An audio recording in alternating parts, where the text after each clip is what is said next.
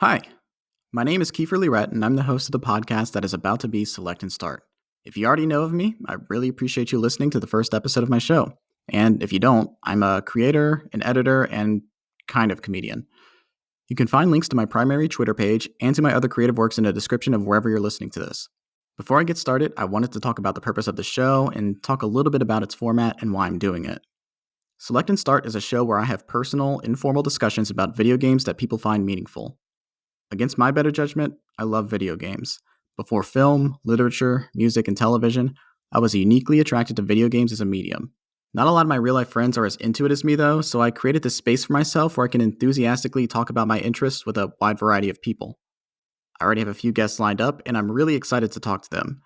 Some of these games I've played before, and some of them I'm going to be playing for the first time specifically for the show. I'm trying to keep my enthusiasm for gaming alive, and being able to have in-depth discussions with people about these games will keep me engaged. It feels more personal than just tweeting out my thoughts. This podcast is more to me than just talking about video games, though. For me, it's also an important stepping stone towards more ambitious projects, as well as self-improvement. I'm making this show because I want to refine my skills as a creator without putting too much pressure on myself. I intend to make the best show I can, but the format allows me to put less effort into the things like preparation, research, writing, and more into the act of recording, interacting with my guests, editing, and promoting the show. This is all a learning experience for me, but I intend to make the best show possible, and I hope listeners like you get to see or hear the improvement over time. A few months ago, I made my first YouTube video, The Evil Within Netflix's Cowboy Bebop. It was a rewarding experience, and it paid off to the tune of over 50,000 views and 1,000 subscribers, but my personal takeaway from it was that I had a lot to learn and work on. That doesn't mean I'm not proud of the final product. The reception to it was incredibly positive, and I love that I made it because it proved that I was capable of writing, recording, and editing an hour-long video entirely by myself. I love that every aspect of it was entirely mine, the good, the bad, and the things that still need improvement. But I want to be more comfortable with my speaking voice, both scripted and unscripted. I want to get better at organizing my thoughts. I want my editing to be more seamless, and I want the overall quality of my work to improve, because it is, in a way, a reflection of me. I haven't made a lot of progress on a follow-up video, and I think that having a relatively low-stakes project where people passionately talk about their interests, I think that'll inspire me.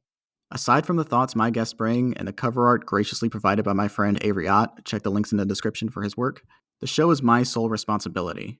In addition to hosting, I will be editing and mixing the show by myself. This is a lot of responsibility for me to take on by myself, especially since I work a full-time job, so please bear with me as I work out the details of locking down a consistent release schedule. Even editing a strictly auditory experience takes a lot of effort. At this stage, I only ask that you listen with an open mind. Any feedback would be appreciated at either my personal Twitter page, @DannyVegito, or on the official podcast page, @SelectPodStart. If you want to be constructive, you can talk about what you like or dislike. You can tell me what there should be more of, what should be trimmed down, advice, tips, whatever you think will help with the show. I appreciate you taking the time to listen to my show, and with your help, both it and myself will improve. If you don't like the show at all, well, you don't have to keep listening to it, but I appreciate you giving it a chance. All right, I think that's it. I hope you enjoy the show. Hey Snake, you ever heard of Godzilla King of Monsters? No, what is it? It's a movie. You haven't seen it? Snake, have you seen 007 From Russia with Love? Do you know The Creature from the Black Lagoon? Have you heard of It Came from Outer Space? Snake, have you ever seen The War of the Worlds? Have you ever seen For a Fistful of Dollars? Snake, have you ever seen Jason and the Argonauts? Have you seen The Magnificent Seven? Snake, have you ever seen Invasion of the Body Snatchers? Have you ever seen North by Northwest? You know the bridge on the River Kwai? Snake, have you ever seen The Thing? Have you seen Dr. Strangelove or How I Learned to Stop Worrying and Love the Bomb? What? Dr. Strangelove. Have you seen it? Snake. Have you ever seen Alphaville? It's a film by French New Wave director Jean-Luc Godard. Hideo Kojima, the creator of the Metal Gear franchise, references the film as one of his many influences in an article he wrote in 2004, the same year Metal Gear Solid 3 was released. Despite coming from opposite sides of the world, Kojima and Godard share a few similarities as creators.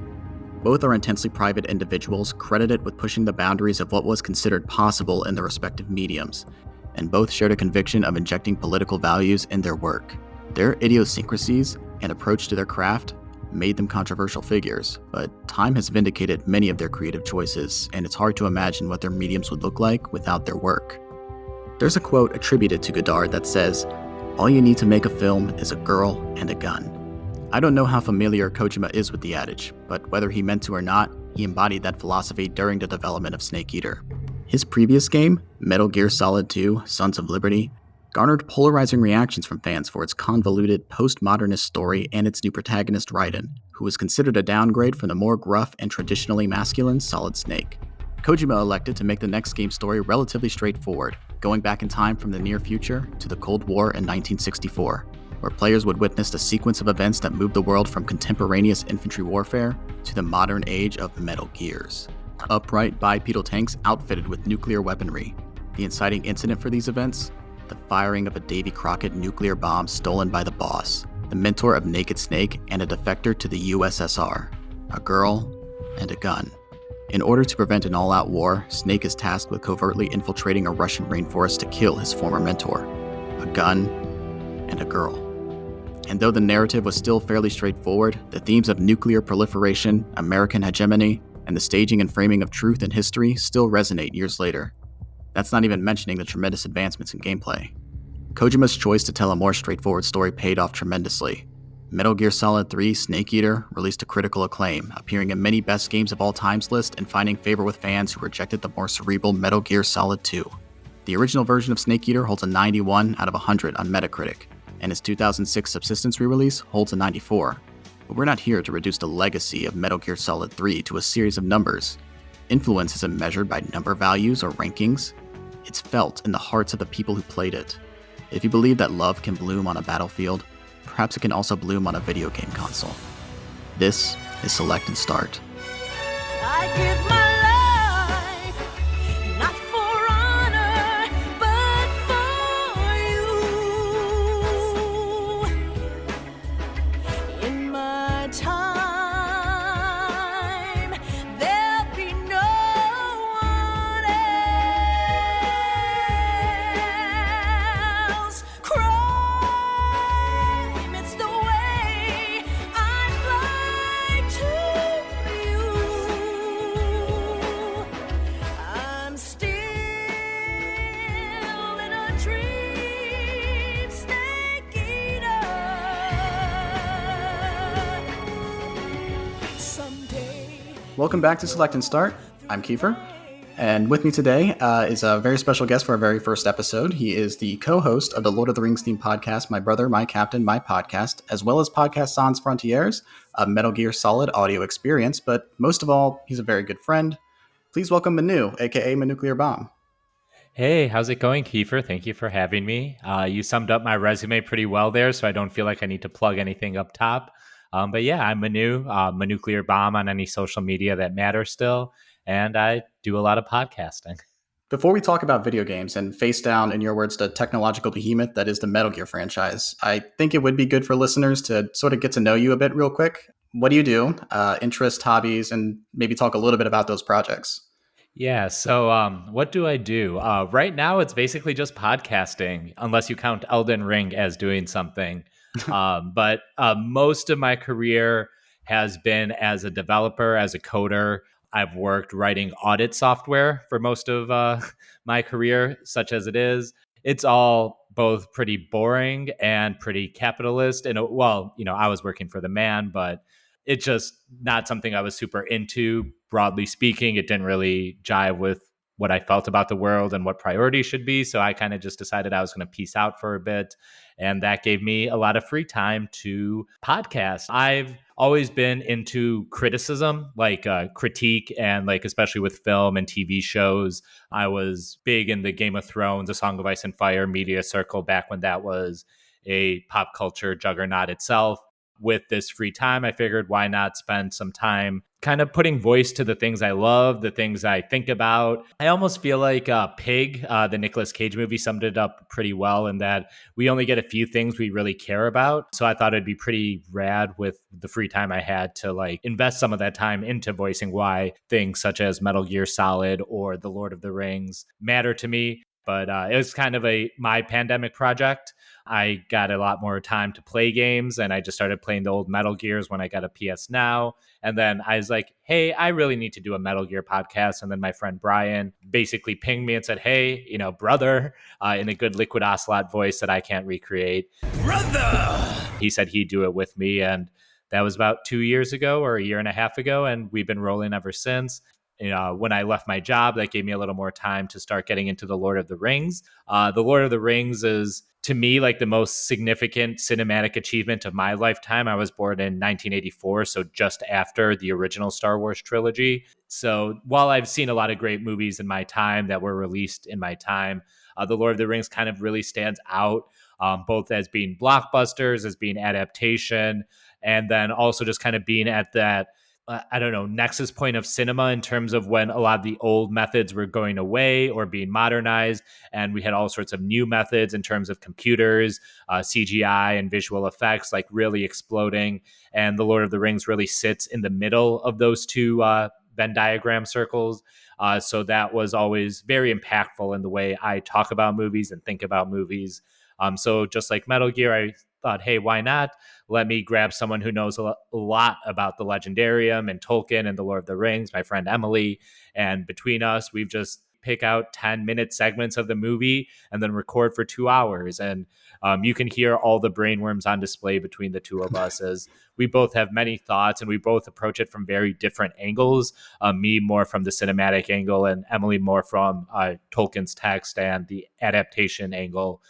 So we find a lot of weird middle ground, a lot of things we friendly argue about because we're just approaching the material from such different ways. I think the beauty of it is, I think it makes both of us love the thing we love even more between, defending our own beliefs or seeing stuff from another person's point of view. And I think that's ultimately what makes Lord of the Rings as a franchise really appealing to people, is finding common ground and a greater appreciation of your world. So I do think that that is thematically significant. Going to the point about you only have one life, you got to do what you love, paraphrasing the Pig movie. It seems like Metal Gear is such a significant fixture of your life. I want to know who or what got you into that series. I originally got into it because of my best friend Hossein at the time. This was in 1998, so we were 14. We were in junior high. We were pretty into just video games generally ever since, the original Nintendo came out. We had been playing Mario and Zelda together. Sony PlayStation was kind of a new thing because we were just I was a Nintendo kid. I had the NES, the Super NES, and Nintendo 64. I had a Game Boy. The thought of buying a video game console from a non-Nintendo publisher was just unheard of. Whenever a big game came along, Hossein would just give me his PlayStation and whatever game. So he gave me Final Fantasy VII and Resident Evil 2.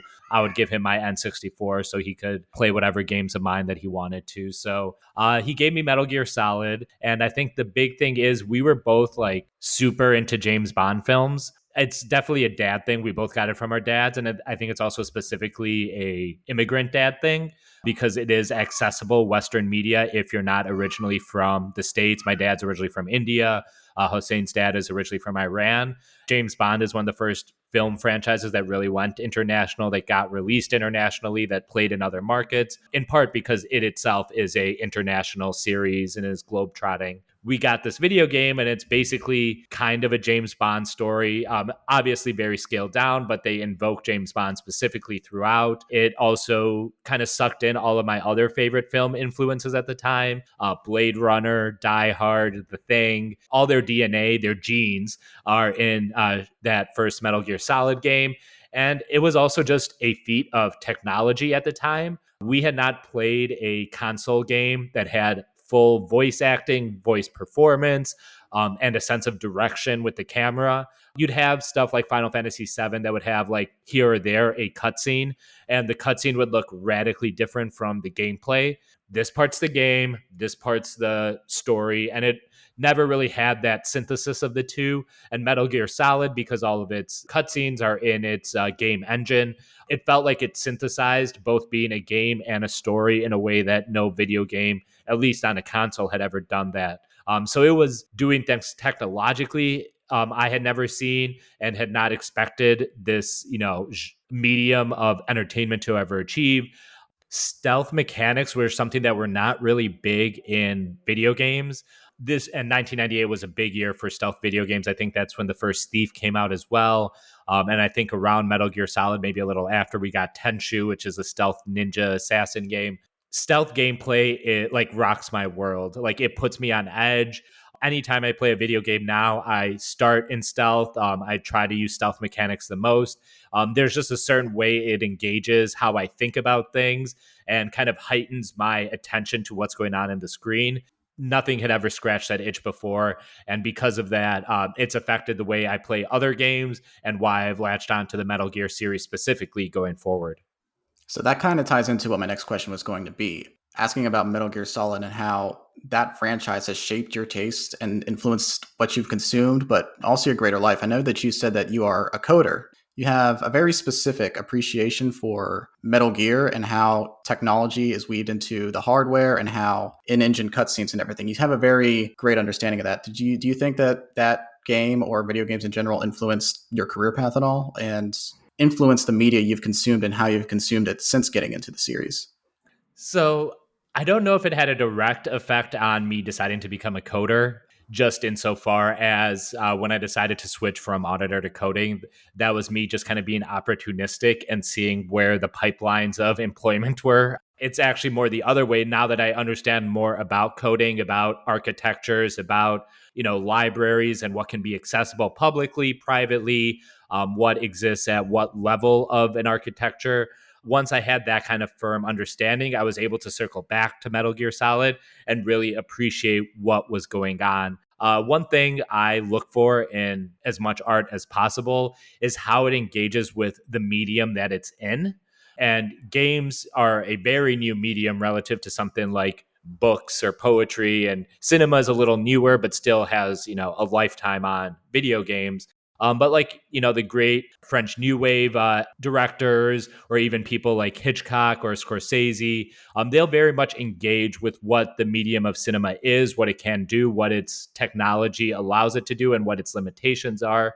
And Kojima's games, who directed Metal Gear Solid, for those that don't know, were the first that really felt like it engaged in that space where let's look at a video game as more than just memory written onto some cartridge or CD, but what is it playing on? What is in the player's hand? It was very comprehensive, and in a way that it cultivated experience that you couldn't recreate through a visual novel or a movie or just a standard, video game with side scrolling or top down gameplay.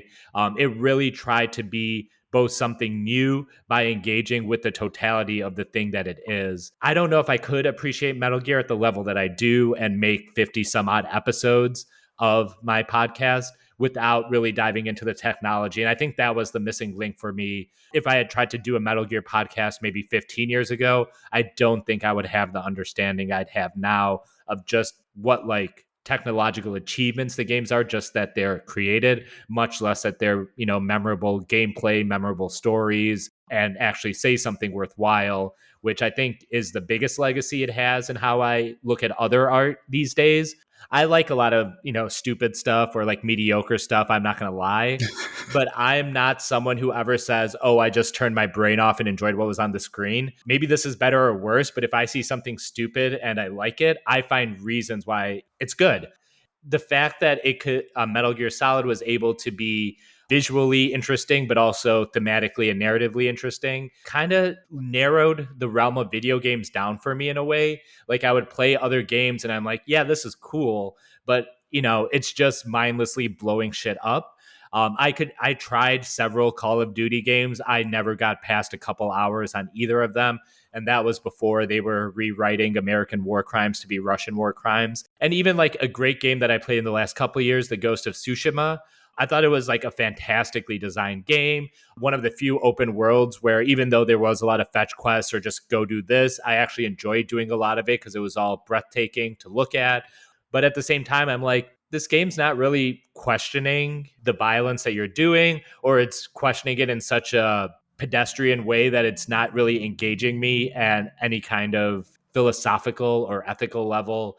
And I mean, that might be an unfair burden to hold games to. But, that is something I look for. And a lot of people, when they pick up video games, they're like, I just want something where I can turn my mind off and play. And I get that, because for a lot of people, you get 2 hours a day to like do whatever with. So you don't want to sit there and, just start being killed instantly by whatever enemy is in whatever video game you're playing. But like, to actually make something challenging for you to have patience, to have to sit there and watch 30 minutes of introduction video and storytelling, it kind of expands what video games can be, because like film, not every movie is the 2012 Avengers movie where you can just kind of sit down, watch it, and just have a good time, more or less.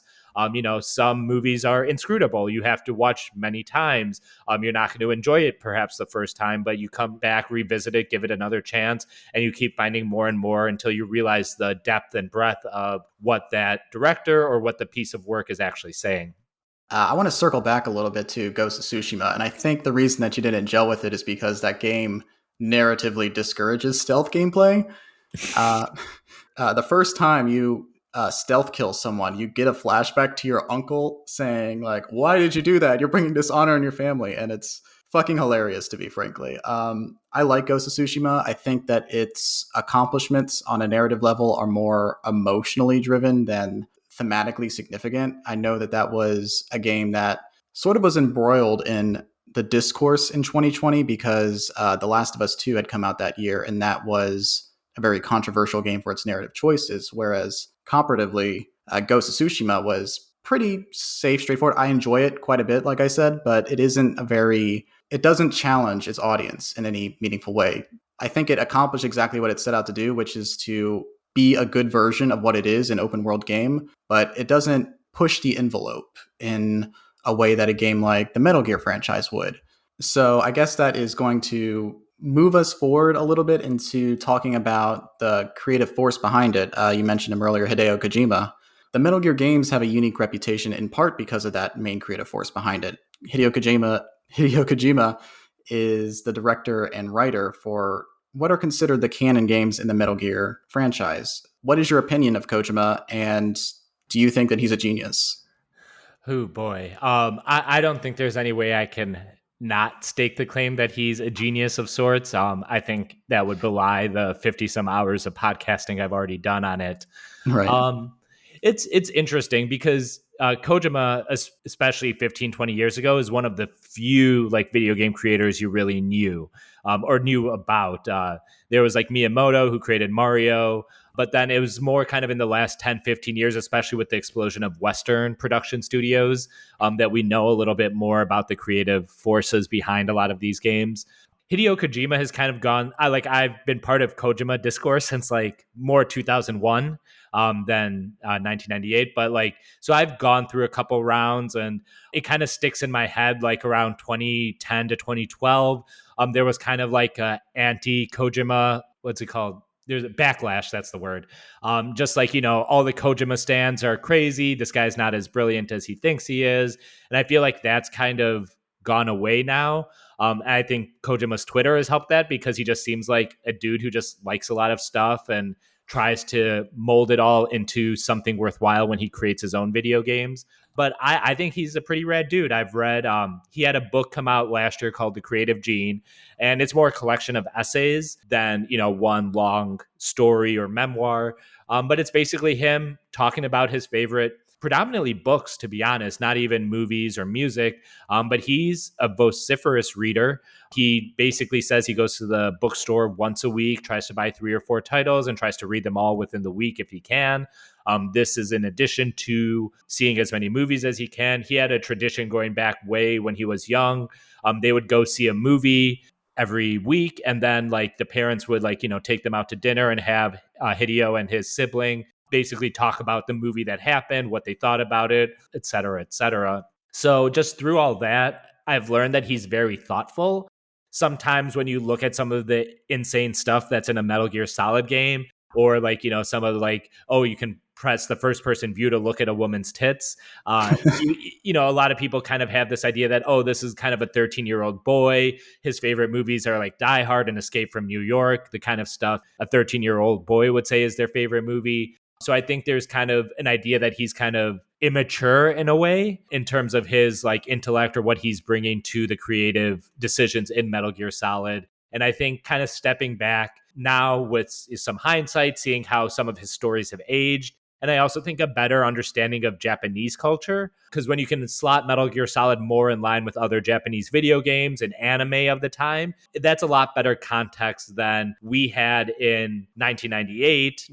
I hadn't seen any anime really aside from some Sailor Moon at that point. So I didn't really understand what Japanese culture's relation to sexuality was, to violence was. And like now having a little more context of that, I can see how Kojima is sucking in a lot from both Western and Japanese culture to create his work. And genius is, a very big and loaded word to say, but I think he's just very thoughtful about everything. And I think that thoughtfulness comes through in his games, which, they have a very surface level reading that you can play, enjoy, and say, oh, that was fun.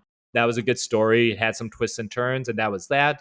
Or it has stuff that you can literally pick at for hours like a scab and keep finding more stuff come out. Right. I think I find myself on the same page as you with that. I don't know if I personally subscribe to Auteur theory in the sense that as much as I like Kojima and his games, I don't like giving him entirely the full credit for the successes of the game. The things that make this series great and unique are not necessarily his alone. There's the series composer, Harry Gregson Williams and Norihiko Higbono. The various people who work on the localization in the various games are very responsible for how we as English speakers perceive the story and the dialogue as it's spoken. And then there's obviously Yoji Shinkawa's art, which I think is incredible design work. The style is just so immediately memorable to me. And I think it is crucial to the vibe of the series. But I also do think that Kojima's great. Obviously, he has his shortcomings. You talked about the way that he depicts sexuality, in particular with his female characters, isn't great to me. He does have, a lot of great writing. I think he's very thoughtful, like you said. Most importantly, he's great at the presentational aspect of things. When I play these games, I don't see them as interactive movies, no matter how cinematic they are. They're video games with dense narratives. Kojima isn't a film director. He's a game director. He's certainly influenced by films, and he helped popularize the cinematic game experience, for better or worse. When you play a Naughty Dog game like Uncharted or The Last of Us, there is a bit of dissonance as to how much am I as a player affecting this story? Am I just on the rails going through the motions? With Kojima, the story influences the narrative. The way he incorporates that film experience into the video game medium feels so singular. And I don't know anyone else who can get away with weaving in philosophical texts like, what is it called? The simulacra and simulation, which is, postmodernist French philosophy, while also giving equal weight to Michael Bay's The Rock. He rules for that. Yeah, and you can tell his heart's in video games. He makes thoughtful considerations in the designs and, like I said earlier, weaving the gameplay and narrative in a way that we aren't just spectators of these stories. We are participants. Those games aren't like any other that I've really played, and I think that's why he's a crucial presence in the medium. Mr. Kojima? I mean, he definitely has his shortcomings. I don't want to sell him as like this perfect creator, and I agree with you. There's a lot of alchemy that goes into Metal Gear, making it such a great series. I'm glad you highlighted all those people. Shuyo Murata is another one who's been on the story team ever since, I think, Metal Gear Solid 2, possibly Metal Gear Solid 1. I just haven't played the first game in a while, so I don't remember exactly all the credits, but I remember all the names that flashed in that Metal Gear Solid 2 sizzle reel. I think the music of Metal Gear Solid is very memorable, and just the entire soundscape. If you've been on TikTok, you've at least heard the Metal Gear alert sound, if nothing else. But the score is infinitely memorable, if very similar to something like The Rock.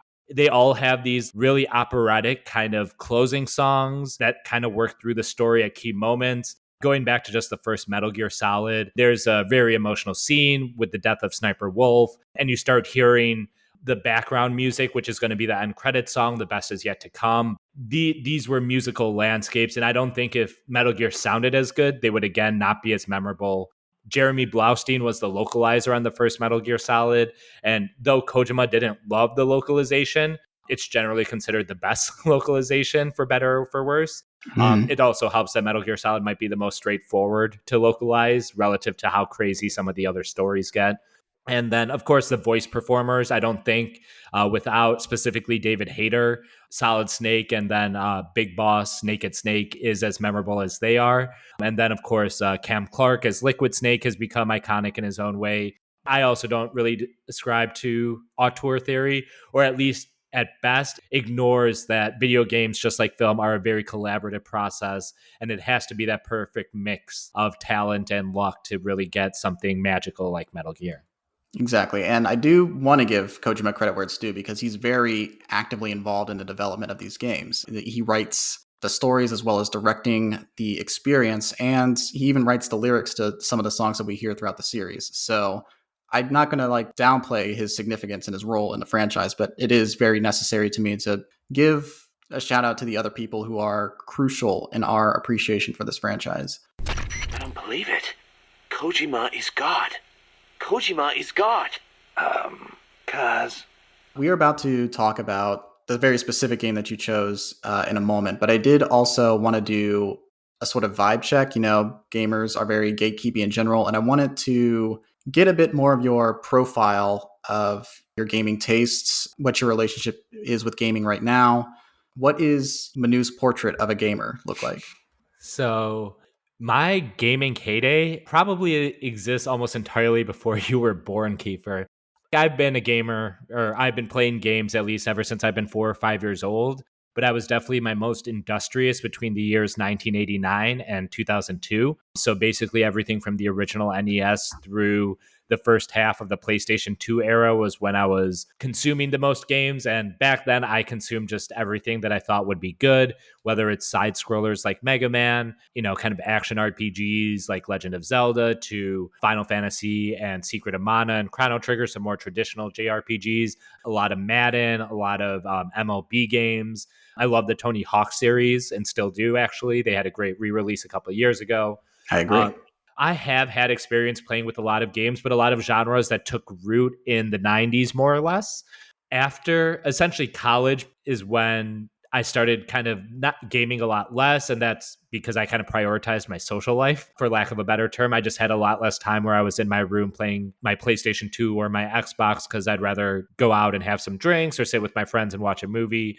So I was just playing a lot less. So at that point, I kind of started stripping down to just, oh, well, I love Metal Gear Solid. I'm still into Final Fantasy. I still love Zelda. So I was basically just kind of following the big titles that I was into. I really got into the first couple of Halos, and that was a function of being at college. And that's when we were able to get people on a LAN connection and play 8-on-8. So that was very fun. And then after college, I started this job that I mentioned. That's a 50-hour-a-week job, so it didn't allow for a lot of free time. So I was basically waiting for my Metal Gears. I got into Assassin's Creed for the first couple titles, but I bounced off that hard after the third one, or during the third one. I picked up Uncharted, which, again, it's a very simple story. It's not trying to be a Metal Gear Solid in terms of its philosophical or ethical dilemmas, but it is evocative of Indiana Jones, which is one of my favorite things in the world, or at least Raiders and Last Crusade. So just having kind of a video game experience that was like that. I started getting into the more newer Tomb Raiders. I wish I could say I played much outside of AAA games outside of the last 12 years, but that's pretty much what it has been.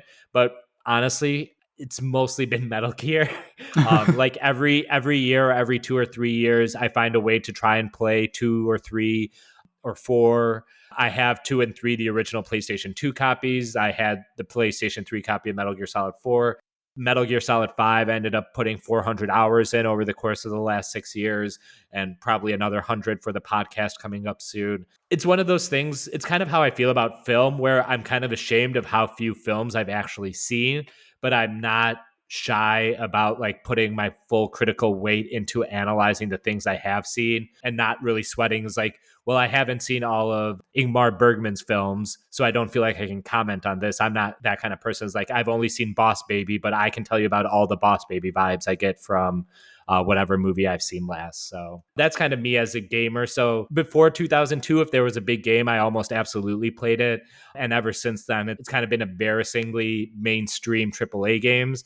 I'm kind of like the person who only watches Marvel and Star Wars movies, but for video games, it's and not the greatest, but it's also just a function of how much free time I have and how much of that free time I was willing to dedicate to video games when I was also dating and trying to move to the city, get adjusted to a new job, and also keep alive other hobbies I have, like watching movies, reading books.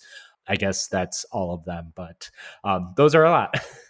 No, that was very thorough and I really appreciate it. I can really relate to the idea of having to find balance for the things that you care about, because part of the reason that I started this podcast was because I'm really trying to hone in on gaming and finding a greater appreciation for it, because this is my first love media wise. I grew up in a household with older brothers who had a Super Nintendo and a Nintendo 64 and a Sony PlayStation. By the time I was born in 96. So you are 100% correct in saying that your relationship with gaming started before I was even a concept. But I was surrounded by it, like the first game I remember looking at was Zelda Ocarina of Time, which, if that's your first foray into games, like really can't pick a better one. And at a point where, you have to sort of like pick two things. You can have a social life and you can be really into movies, but you can't be like a super social person that's also really into music and movies and video games, because you're not going to find balance. So like right now, I watched a movie damn near every day this year, but gaming I'm slacking on. So this is just a really good exercise in going off of people's relationships with games and finding a deeper appreciation for these individual games that we talk about. So I guess that will smoothly transition us into talking about the very specific game that you chose, Metal Gear Solid 3 Snake Eater. Commencing virtuous mission now. A little bit of background on it for our audience. Metal Gear Solid 3 is the third numbered entry in the Metal Gear franchise, but I believe it is the fifth or sixth overall if you count the Game Boy Color game as well. Yes, you have two MSX games and I believe one Game Boy game to throw in with Metal Gear Solid 1 and 2 at that point. And ultimately, what really matters are the two MSX games and the two Metal Gear Solid games on the PlayStation and PlayStation 2. Right, the canonical entries are the ones where Kojima had a directorial role in it, and I believe that the Game Boy game was considered non-canonical and wasn't directed by him, so it's not really included in that conversation the way the MSX and first two Metal Gear Solid games are. The Metal Gear Solid franchise in general is developed and published by Konami, known for other video game franchises like Silent Hill, Castlevania, and the Yu-Gi-Oh! Video games. And it was released on November 17th, 2004. Let's quickly paint a picture and see what 2004 was like for video games. This will include other notable games like Half-Life 2, Grand Theft Auto San Andreas, Halo 2, World of Warcraft, Metroid Prime Echoes. Real quick fun fact, all of these games and Metal Gear Solid 3 were released over the course of a month. So San Andreas was late October, Halo 2 November 9th, Metroid Prime 2 November 15th, Half-Life 2 November 16th, and then Metal Gear Solid 3 on the 17th. So those three games are a day apart. And then a week later, World of Warcraft comes out, which even though I was an 8-year-old at the time and had no concept of PC gaming, it felt like a phenomenon. Some more heaters from 2004 include Jak 3, Burnout 3, Paper Mario The Thousand Year Door, Star Wars Knights of the Old Republic 2, Katamari Damacy, and Pokemon Fire Red and Leaf Green. And I included this particular game because I know you are a fan of the franchise, Manu. James Bond, Everything or Nothing. Yeah, sadly that game was more on the nothing end than everything. Yeah, actually, no, I heard it's actually not too bad. I only played it very briefly. I mean, I had a Metal Gear game, so... I do love the James Bond franchise. Unfortunately, the video game output has been less than great, at least up until this point, because the studio that does Hitman, IO, is that what it is? They are going to be doing the next James Bond game. And I haven't played the Hitman games, but I have seen them. My podcast co-host, Brian, is super into them. He showed them to me when we hung out last. So that should be promising. But yeah, I actually don't have a lot of thoughts on Everything or Nothing. I wish I did. I just haven't hit as many Bond games as you would think I would have at this point. Yeah, you said that your gaming experience was like prior to the 21st century. So I think you probably know more about GoldenEye than, say, Nightfire or what the PlayStation 2 entries of the games were. That's not nearly all of the games that came out in 2004. I really also want to touch on the embarrassment of riches that stealth genre fans had that year, because the second Splinter Cell game had come out, Thief, Deadly Shadows, Metal Gear Solid, The Twin Snakes, which is the GameCube remake of the first Metal Gear Solid game, and Sly 2 Band of Thieves. They were all released in 2004. I actually have a lot of nostalgia for those Sly Cooper games, and those were my first foray into stealth genre, and kind of embarrassing because I know which one came first and which one was influenced by the other. But playing these Metal Gear games recently, as I did at the end of last year and the beginning of this year, getting a lot of Sly Cooper vibes from this. That's not every single good game that had come out in 2004, but I don't want to spend the next 2 hours gushing about how great of a year 2004 was for gaming. There's a quote from a famous gamer that I think is apt here. There are decades when nothing happens, and there are weeks where decades happen. That gamer, of course, being Vladimir Lenin. The reason I mention these is because with a year as stacked as that, filled with some all-time great games, I personally do think that Metal Gear Solid 3 Snake Eater is the best of that bunch. Yeah, I mean, I'm biased. I think Metal Gear Solid 3, I'm not sure if it's my favorite game, but it's definitely in contention for it. It's kind of funny you listing those titles because 3 years prior in 2001, Metal Gear Solid 2 dropped the same time as Halo and Grand Theft Auto 3. Leading into the fall of 2001, Metal Gear Solid was definitely the most hyped of those three titles. Halo and Microsoft as a whole, as a video games publisher, was very unknown. And Grand Theft Auto was just, these weird top-down steal a car thing. Come 2004, the game that was, the most anticipated 3 years ago was probably the least anticipated of those three, in large part because Metal Gear Solid 2 was met with such rabid backlash for its protagonist switch. The awesome and manly Solid Snake was swapped out for the genderless, colorless Raiden. And a lot of people were not happy with that because they pick up games to fantasize being their favorite heroes. And instead, they got this pretty boy who didn't really know what was going on. And a lot of people were pissed about that. And all the while, you got to see Solid Snake go and do badass stuff or hear about him doing badass stuff that was just not on screen. And it kind of left people very mad. So because of that, cachet in Metal Gear Solid was kind of at the lowest it had been in my lifetime since the first one, and probably still. It was definitely anticipated because everyone knows a Metal Gear Solid game is still something you want to check out.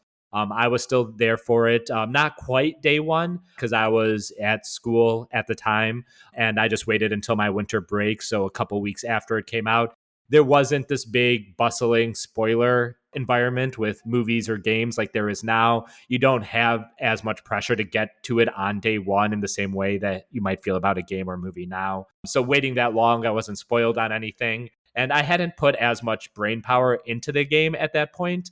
I really didn't know what I was seeing at the time. Like, this is set in the 1960s, but this looks like Solid Snake. So is he just a lot older than I thought I was? Or was I unclear on the timeline? They have concrete ears for everything, but they don't beat you down with it. So you could theoretically play the first two games and only have a vague idea of when they're set, like vaguely modernish time.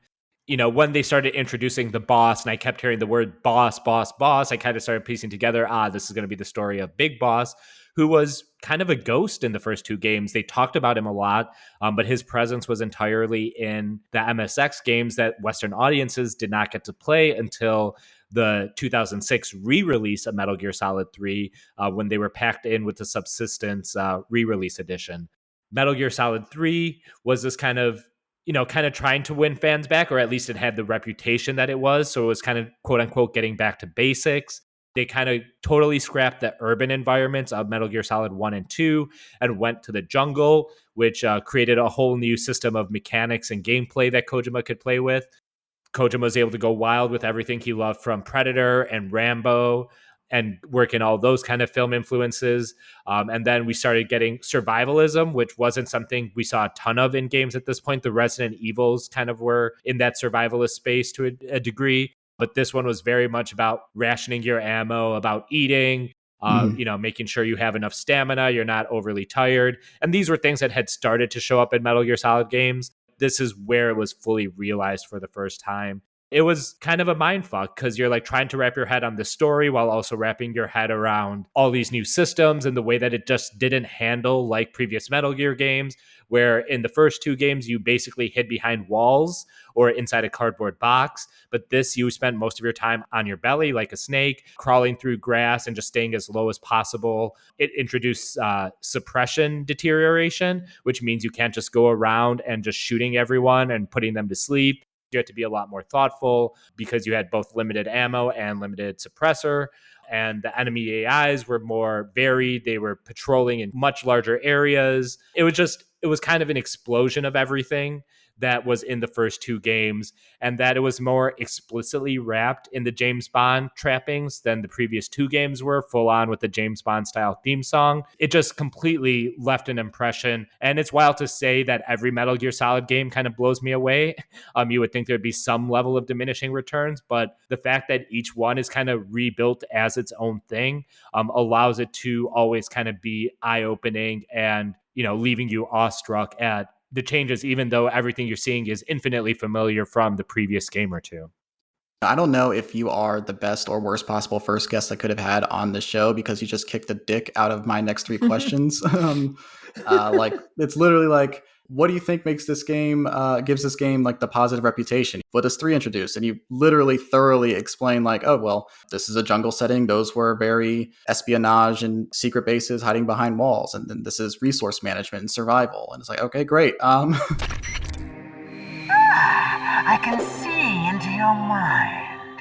Talk a little bit more about the appeal that this specific game has and its hold on not only fans of the Metal Gear franchise, but it has a positive reputation among people who aren't as ingratiated in that franchise as, you or now me are. Metal Gear Solid 3 is probably the most straightforward game of the series to follow, narratively speaking. Even Metal Gear Solid 1, while it doesn't expect you to have played the MSX games, it is tied to that vis-a-vis Snake's relationship with Big Boss and Gray Fox, and the villain Liquid also reckoning with the legacy of Big Boss and his resentment of that.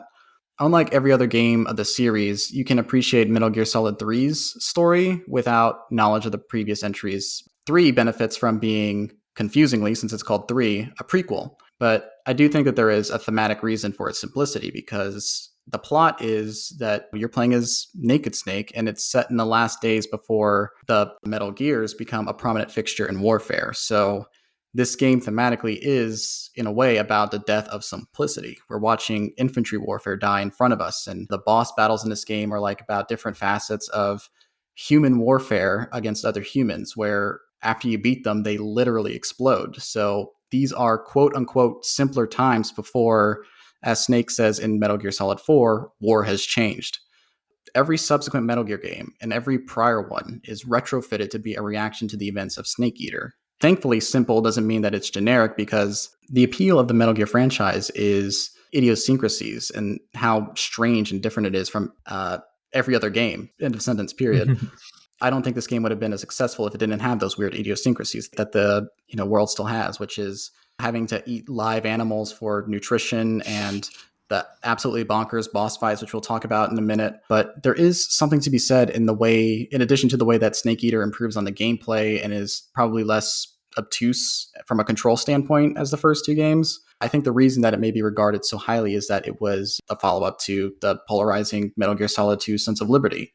Kojima's games are very much about denying the player the unchallenged power fantasy that so many other games give you. So, you play as Snake in Metal Gear Solid 1 and he slowly learns empathy. And then MGS2, you play as Raiden, who is a wuss intentionally. It's not that Kojima expects us to think this character's cool. He is supposed to be a wuss and he's not supposed to be as cool as Snake, and Snake's supposed to be a badass around him and just doing donuts around his angst. The compromise that Kojima makes in this third one, while there's like a extremely, extremely negative backlash around that, is you're getting Snake, but it's not Solid Snake. And I think that compromise is the smartest decision he has ever made, because you as a player get to experience the inciting incident for the entire franchise through the eyes of Naked Snake, who is not the Snake that we know from the previous games, but he's Big Boss, Snake's mentor, as well as his progenitor. Metal Gear Solid established that Solid Snake's a clone of Big Boss, and they physically resemble each other. They have the same voice and broadly share the same mannerisms, but as characters, they greatly differ. And I think that there's a brilliance that emerges from that. Manu, do you want to sort of chime in, since I've just talked a lot for the past 2 minutes? Yeah, no, I think it's very explicit that that's what the goal was. I think the term Naked Snake is very much about we're stripping away all that backstory and baggage we loaded onto Solid Snake from the first two games. And the end of Metal Gear Solid 2 is specifically about leaving you in a little bit of a confused mess. So I think not just as, a treatise to fans and like an apology, here's a simpler game. I think it's actually wants to be like, what's the simplicity that bore out the complexity we see in the Solid Snake era games? when he's going back to the beginning, he literally invokes Genesis. The themes of knowledge, the snake, Eva, and Adam are all over this. It all happens in a jungle, so it's supposed to represent the Garden of Eden in a certain way. And he was really able to kind of pare it down. And because he was not carrying over any of the established cast, minus Revolver Ocelot, who would be in a much younger form, he was able to create a whole slew of new characters. And probably more so than any other Metal Gear game, almost all the new characters hit at various levels, whether it's someone like the boss, who is considered one of the best written characters in games, period. I think Eva has some shortcomings, but I think overall she's a pretty well-realized character. Volgan's a great meathead baddie. We stand a bisexual communist king. And then while the Cobra unit isn't specifically like deep character-wise across the board, they are just very unique and memorable, both in characterization and in the actual boss fight you have. Going back to the first Metal Gear Solid, we didn't really get time to linger on it, but its boss fights were one of the reasons it became such a phenomenon. And while Metal Gear Solid 2 had some incredible boss fights, because of everything else going on in that game, they weren't able to take center stage when discussing the pros and cons of Metal Gear Solid 2. And because I think there's a much simpler story in Metal Gear Solid 3, we were able to focus more in on these boss fights are really incredible, which I know we're going to talk about, so I don't want to get too far ahead of your notes or plan here. But I think all of those things show that Kojima's always kind of in tune with what he's doing. And he really, found a way to make something that was still inherently Metal Gear, but find a way to move it forward. And it kind of laid down the way, because even though the systems would radically change for Metal Gear Solid 4, the way gameplay works really gets solidified here. Less kind of the traditional hide and seek style things we were doing in the first two Metal Gear Solid games. And I think a lot of it's just the story's just good. There's not a lot to say about it. It's not like super complex. And it found a new way to challenge that video game power fantasy. Naked Snake is on a prescribed path of sorts, but you find out that it's all part of this bigger sacrifice at the foot of American empire. Kojima not being an American, it's not a good thing necessarily that this was all sacrificed to, facilitate the growth of the American intelligence state and surveillance state and all the stuff we'll see in later Metal Gear titles. So really, really was incredible that he was able to strip down everything that people didn't like about the first or the last entry and was able to kind of build something ground up that still felt thematically resonant and still kind of tied everything together, because Metal Gear Solid 3, you've heard this before, was supposed to be his last Metal Gear Solid game. And there really was, between those three games with three completely different protagonists, well, kind of. But I do think Metal Gear Solid 3 works as a great series capper, and would have been cool if the last in the series was just a prequel and it kind of explains what happened to lead to the Solid Snake years. Yeah, I think that 3 is probably the last time that we would have probably a universally accepted Metal Gear game ever, because every subsequent game is obviously going to be part of that new discourse that's brewing. So 4, again, is going to deny the fans the power fantasy by making their beloved Solid Snake old and decrepit and tired. There is Peace Walker, which people just really didn't play because it was on, a mobile PSP. Doesn't really have a lot of discourse because there wasn't a huge audience for that, especially in the United States. And then V has so much stuff surrounding it because, again, it's coming up in 2015 where we're entering the social media age and everything is controversial, and there has to be discourse about literally every single facet about the way we conduct ourselves and what we interact with. And also because Konami was giving Kojima the boot and he was not able to interact with his own development team in the final months leading up to the release, leading fans and people to believe that the game as it was released is unfinished. That is a story for another day. I really want to stay on 3 here. Ultimately, what I'm trying to say is the decision to focus a game on Naked Snake, who would become Big Boss, instead of the Solid in Metal Gear Solid Snake, I think that's brilliant because it allows Kojima and the developers to branch out and explore new stories, characters, styles of gameplay without immediately alienating fans of the series. It's strategic growth and a quote-unquote return to form that pushes the series forward. Obviously, they end up in very different places with different ideologies, but the way that Snake and Big Boss differ make for the extremely interesting gameplay mechanics that are introduced in this series. In my notes, I tried to come up with a shorthand to explain the immediate differences between Big Boss and Solid Snake, besides the fact that Big Boss would go on to become a war criminal. And I think like the best way I can explain it in shorthand is, this is on my mind because Knights of the Old Republic did this puzzle. You know, the gallon puzzle from the Die Hard 3 where he has to Snake would know how to do that because he knows math and he's trained to be the perfect soldier from birth because he's the product of a breeding program and knows a million languages, and he just has a very intelligent person. He would mathematically know how to solve that problem.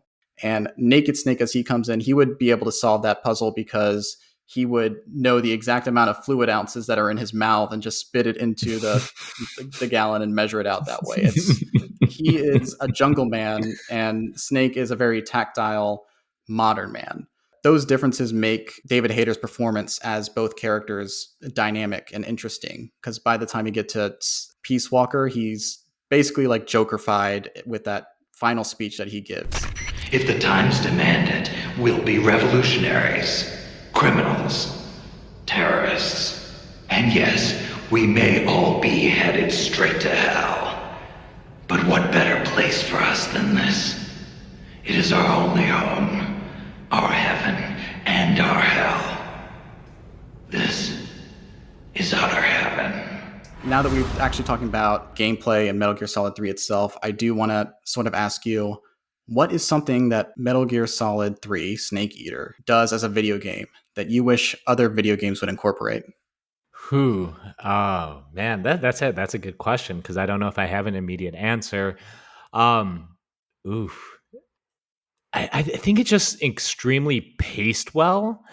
I think something that I'm thinking about, especially as I'm approaching the end of Elden Ring, is just like I'm now at a series where it's just like a series of boss battles and heavy story. I don't think there's a problem with the pacing, but it doesn't feel necessarily elegant in any specific way.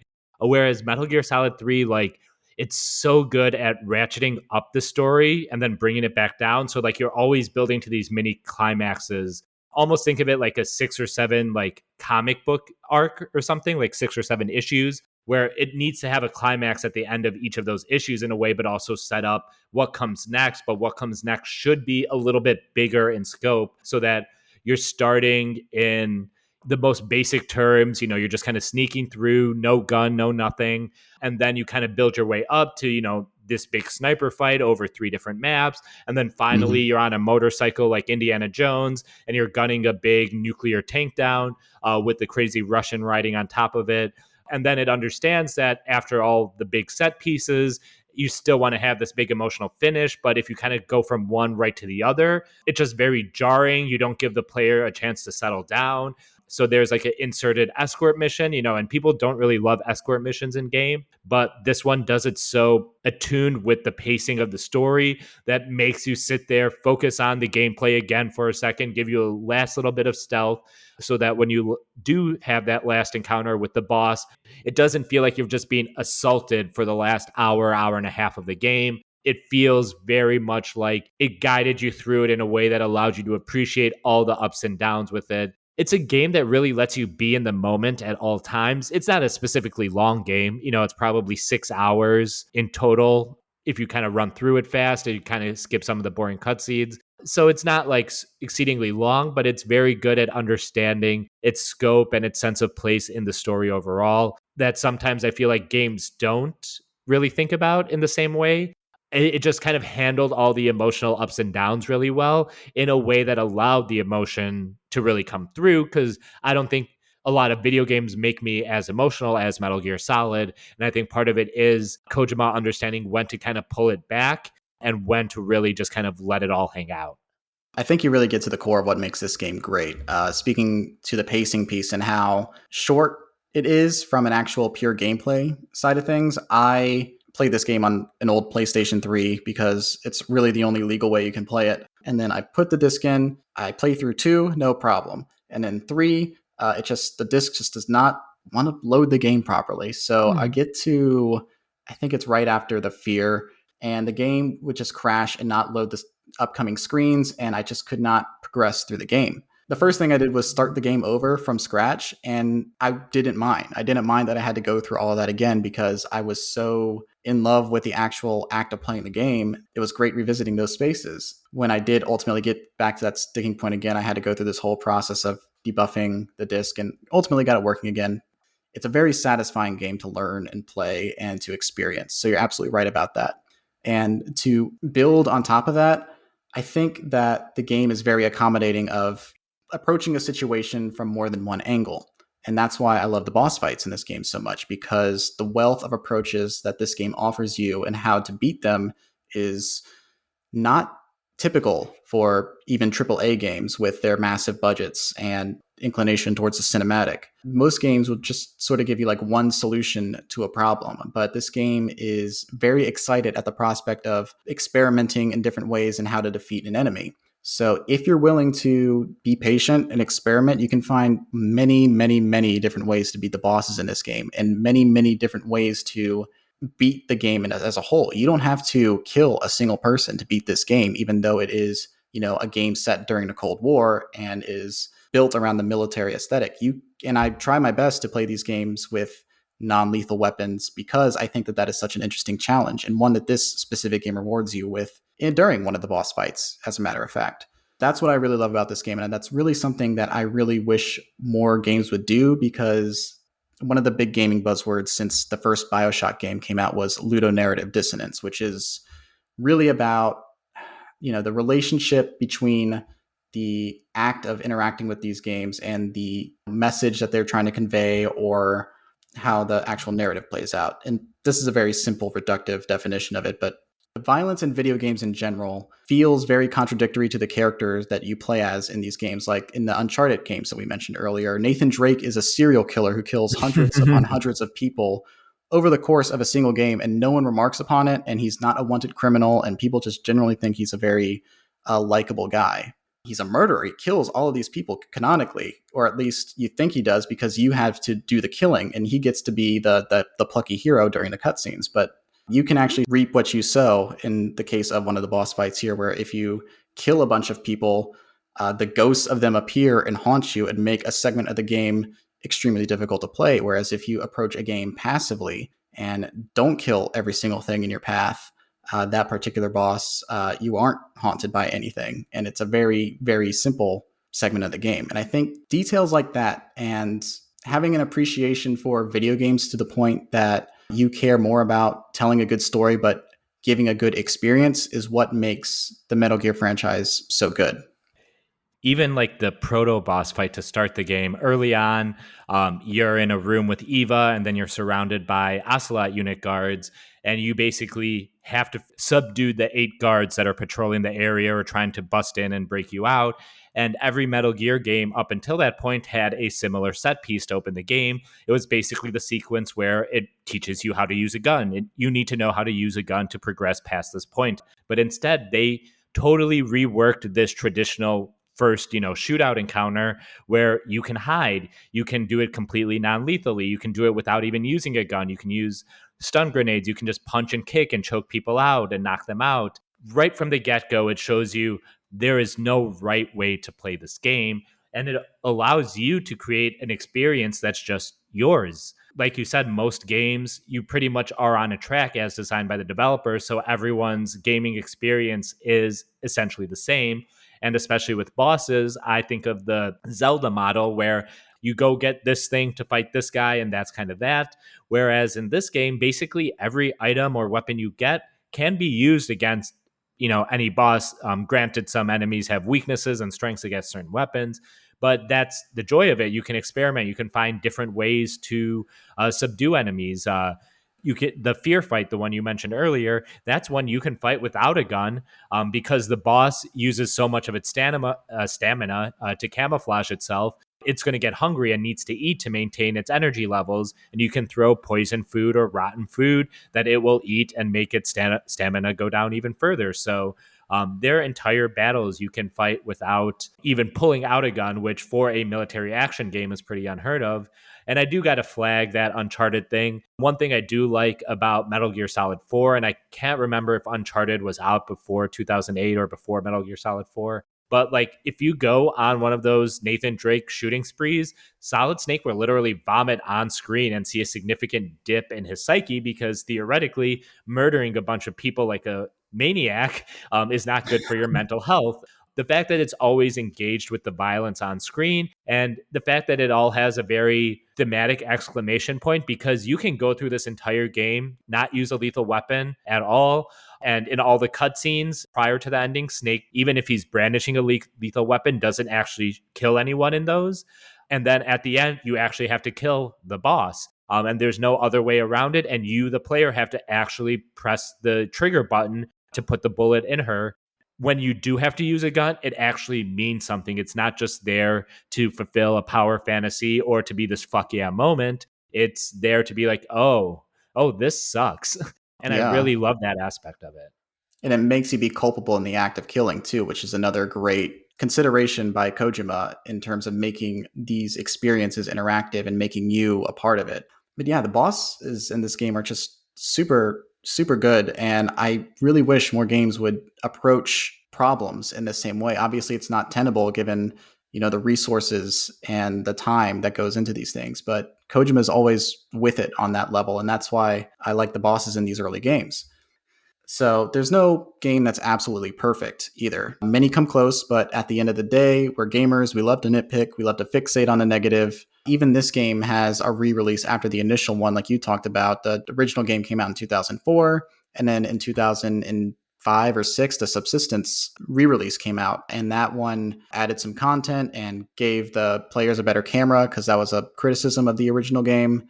Point is, nothing's perfect. What is something that you wish, this game that means a lot to you and that you have a strong relationship with did better? Well, it's not major to the thesis of Metal Gear Solid 3, but they do kind of take some cheap shots at Raiden in the course of the game. And I think Yes. Raiden is a character that I enjoyed him in Metal Gear Solid 2 in 2001, but as time has gone on, I've really come to appreciate him as a character by itself. And of course, what the point of Raiden is and why he's there and why he's like he is. And then, of course, we get a little bit more of him in Metal Gear Solid 4 and Revengeance. But that's the part where it's like, ooh, because they do some like gay jokes at his expense. And I don't think it was Yeah. necessarily like, oh, it's bad that he's gay, but it kind of like fed into the worst aspects of the detractors of Metal Gear Solid 2. Because there are canonically queer characters otherwise in the Metal Gear Solid franchise that are handled fairly well, or at least it's not done in any kind of cringy way, good or bad. It's just like, oh yeah, they're gay. So that's like the one thing. They do some cheap shots at him. They also do use Raiden to poke fun at people because when you start the game, you can put in your experience with Metal Gear Solid 2 or with the Metal Gear Solid series overall. And if you say, I played Metal Gear Solid 2 and hated it, I think you start with Raiden as the appearance of your character. It's revealed to be a mask or whatever. So they do have some fun with that character. But the way they write this Rykov character and the way that he's basically just Volgan's bottom, but not in an empowering way. He's not a power bottom in that sense. It just isn't great. And I just wish that character got a little more. There is stuff with Eva, I think, is a little too horny to work. Right. But I think it does, like most of it serves a purpose, and that Eva is fairly well realized and has her own agenda and isn't just there to be a Bond girl to Solid Snake, even though she herself is playing up that angle. I think that is probably a place where you could make, updates on, but overall, I think it still holds up well enough with her, and I wouldn't want to change it too much in fear of losing any of the other stuff, because the boss and Eva kind of reflect two sides of a coin that Solid Snake or Naked Snake is flipping during the course of this narrative. So I do think there is something to the sexualization of Eva, even if it doesn't always come across, which, shocking from Kojima or any male creator, especially back in that time when such considerations weren't such a big part of the discourse and the artistic critical field. No, I'm completely with you there. I actually literally have in my notes under this question, I don't care for the Rykov stuff, honestly. And so when you mentioned immediately, oh, I don't really like the way they handle the Raiden jokes in this game, I just had to yell in like complete agreement because I had the exact same note. Ivan Raidinovich Rykov, who is a dead ringer for Raiden in Metal Gear Solid 2, and like you said, is the butt of a lot of jokes at his expense. It really leans into the way that fans treated Raiden in terms of a complete joke. They would joke, oh, he is androgynous, so he's gay. and effeminate. And since he's not as cool as Snake, and again, this is a deliberate choice that was made, they hated the character. And seeing Kojima sort of put this character in there to be the subject of some mean-spirited jokes. I don't think that Kojima is entirely homophobic, but in the context of this game, it's not a good look when only the villains get to be queer, and this Raiden character is like you said, the bottom of the very uncomplicated villain who is just very cruel and malicious. So I don't think it as a joke lands very well, and I think it all ends up being mean-spirited, especially since I like the way the Raiden character is used in Metal Gear Solid 2. I like Metal Gear Solid 2 a lot. I wish more games were like it, but in this age, and we talked about this earlier, everything is discourse now. Anything that challenges anybody is just evil in their eyes.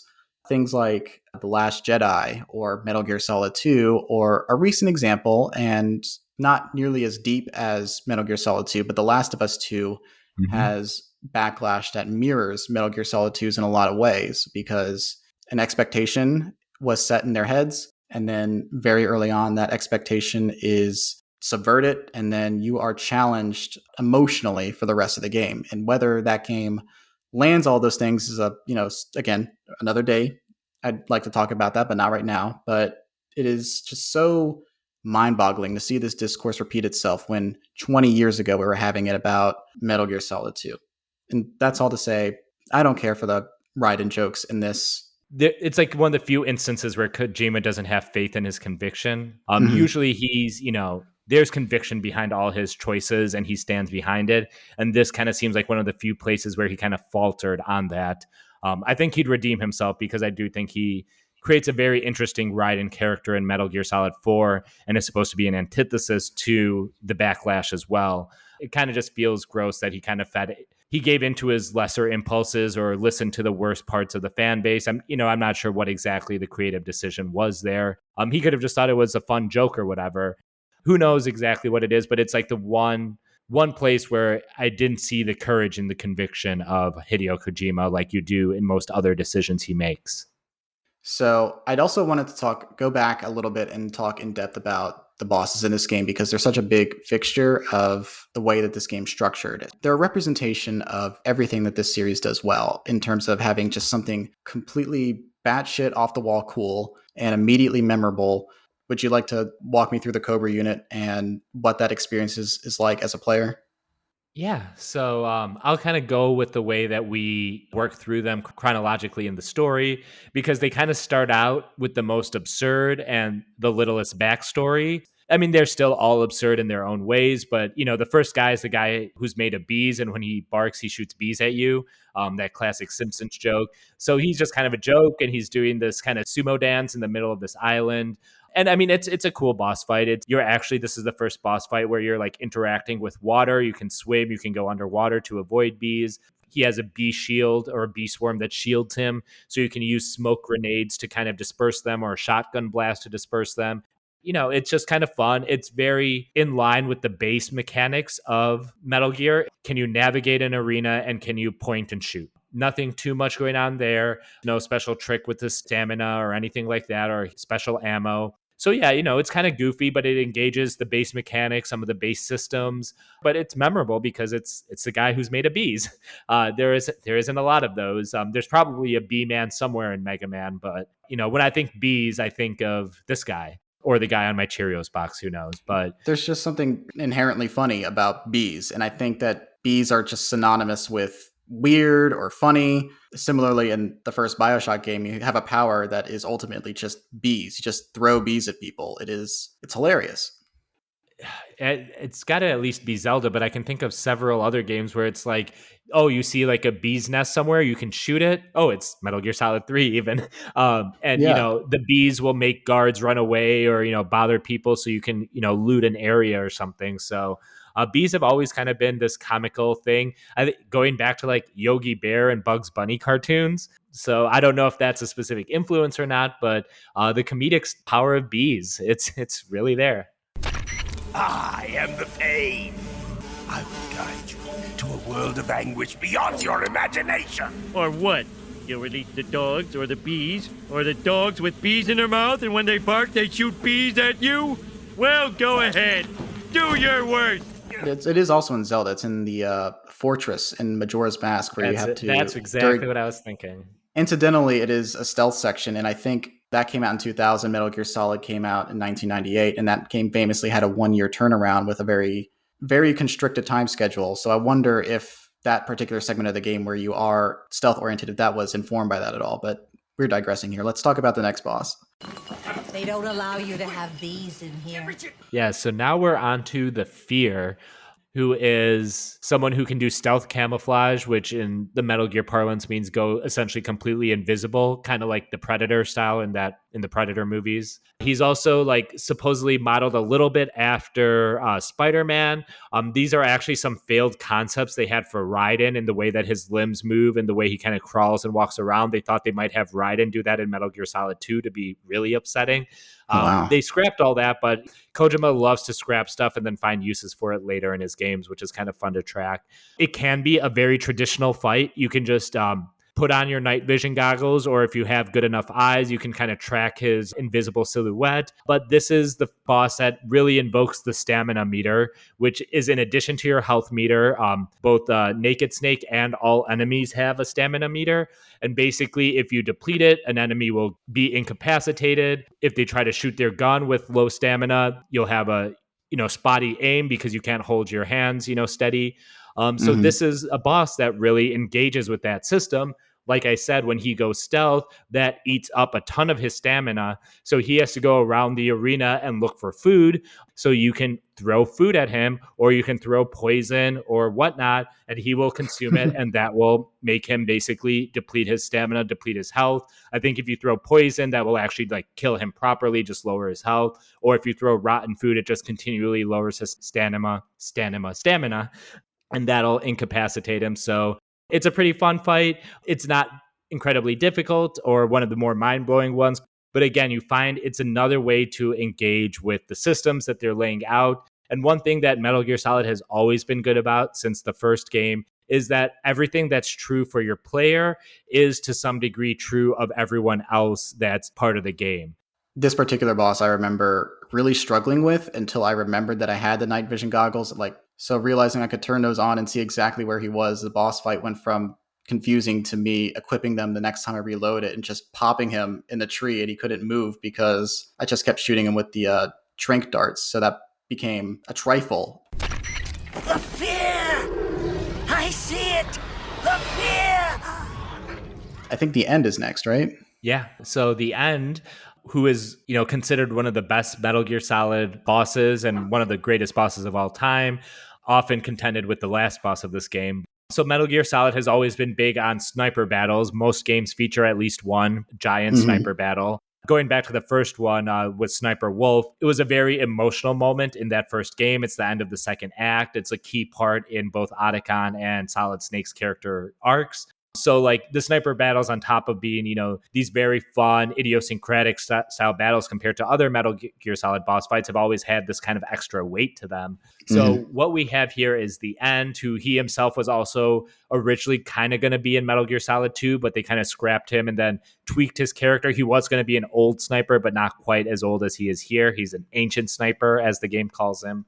And this is a boss battle that takes place over the course of 3 different maps, which is just not something that was heard of back in the day. You can even leave the boss fight. You can just go backtrack, which is not something that a lot of bosses, even in Metal Gear Solid, are able to do.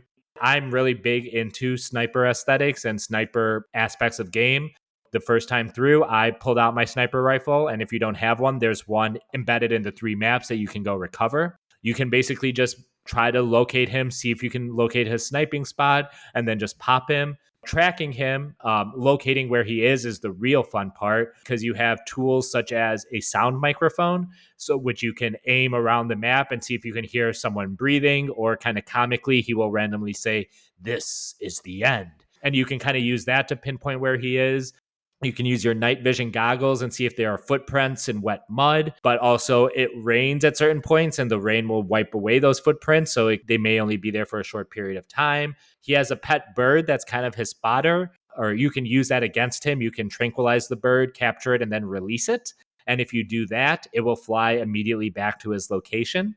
Something completely out of bounds of the narrative. Konami is famous for having a input code, up, down, down, left, right, BA, select, start, or something close enough to that.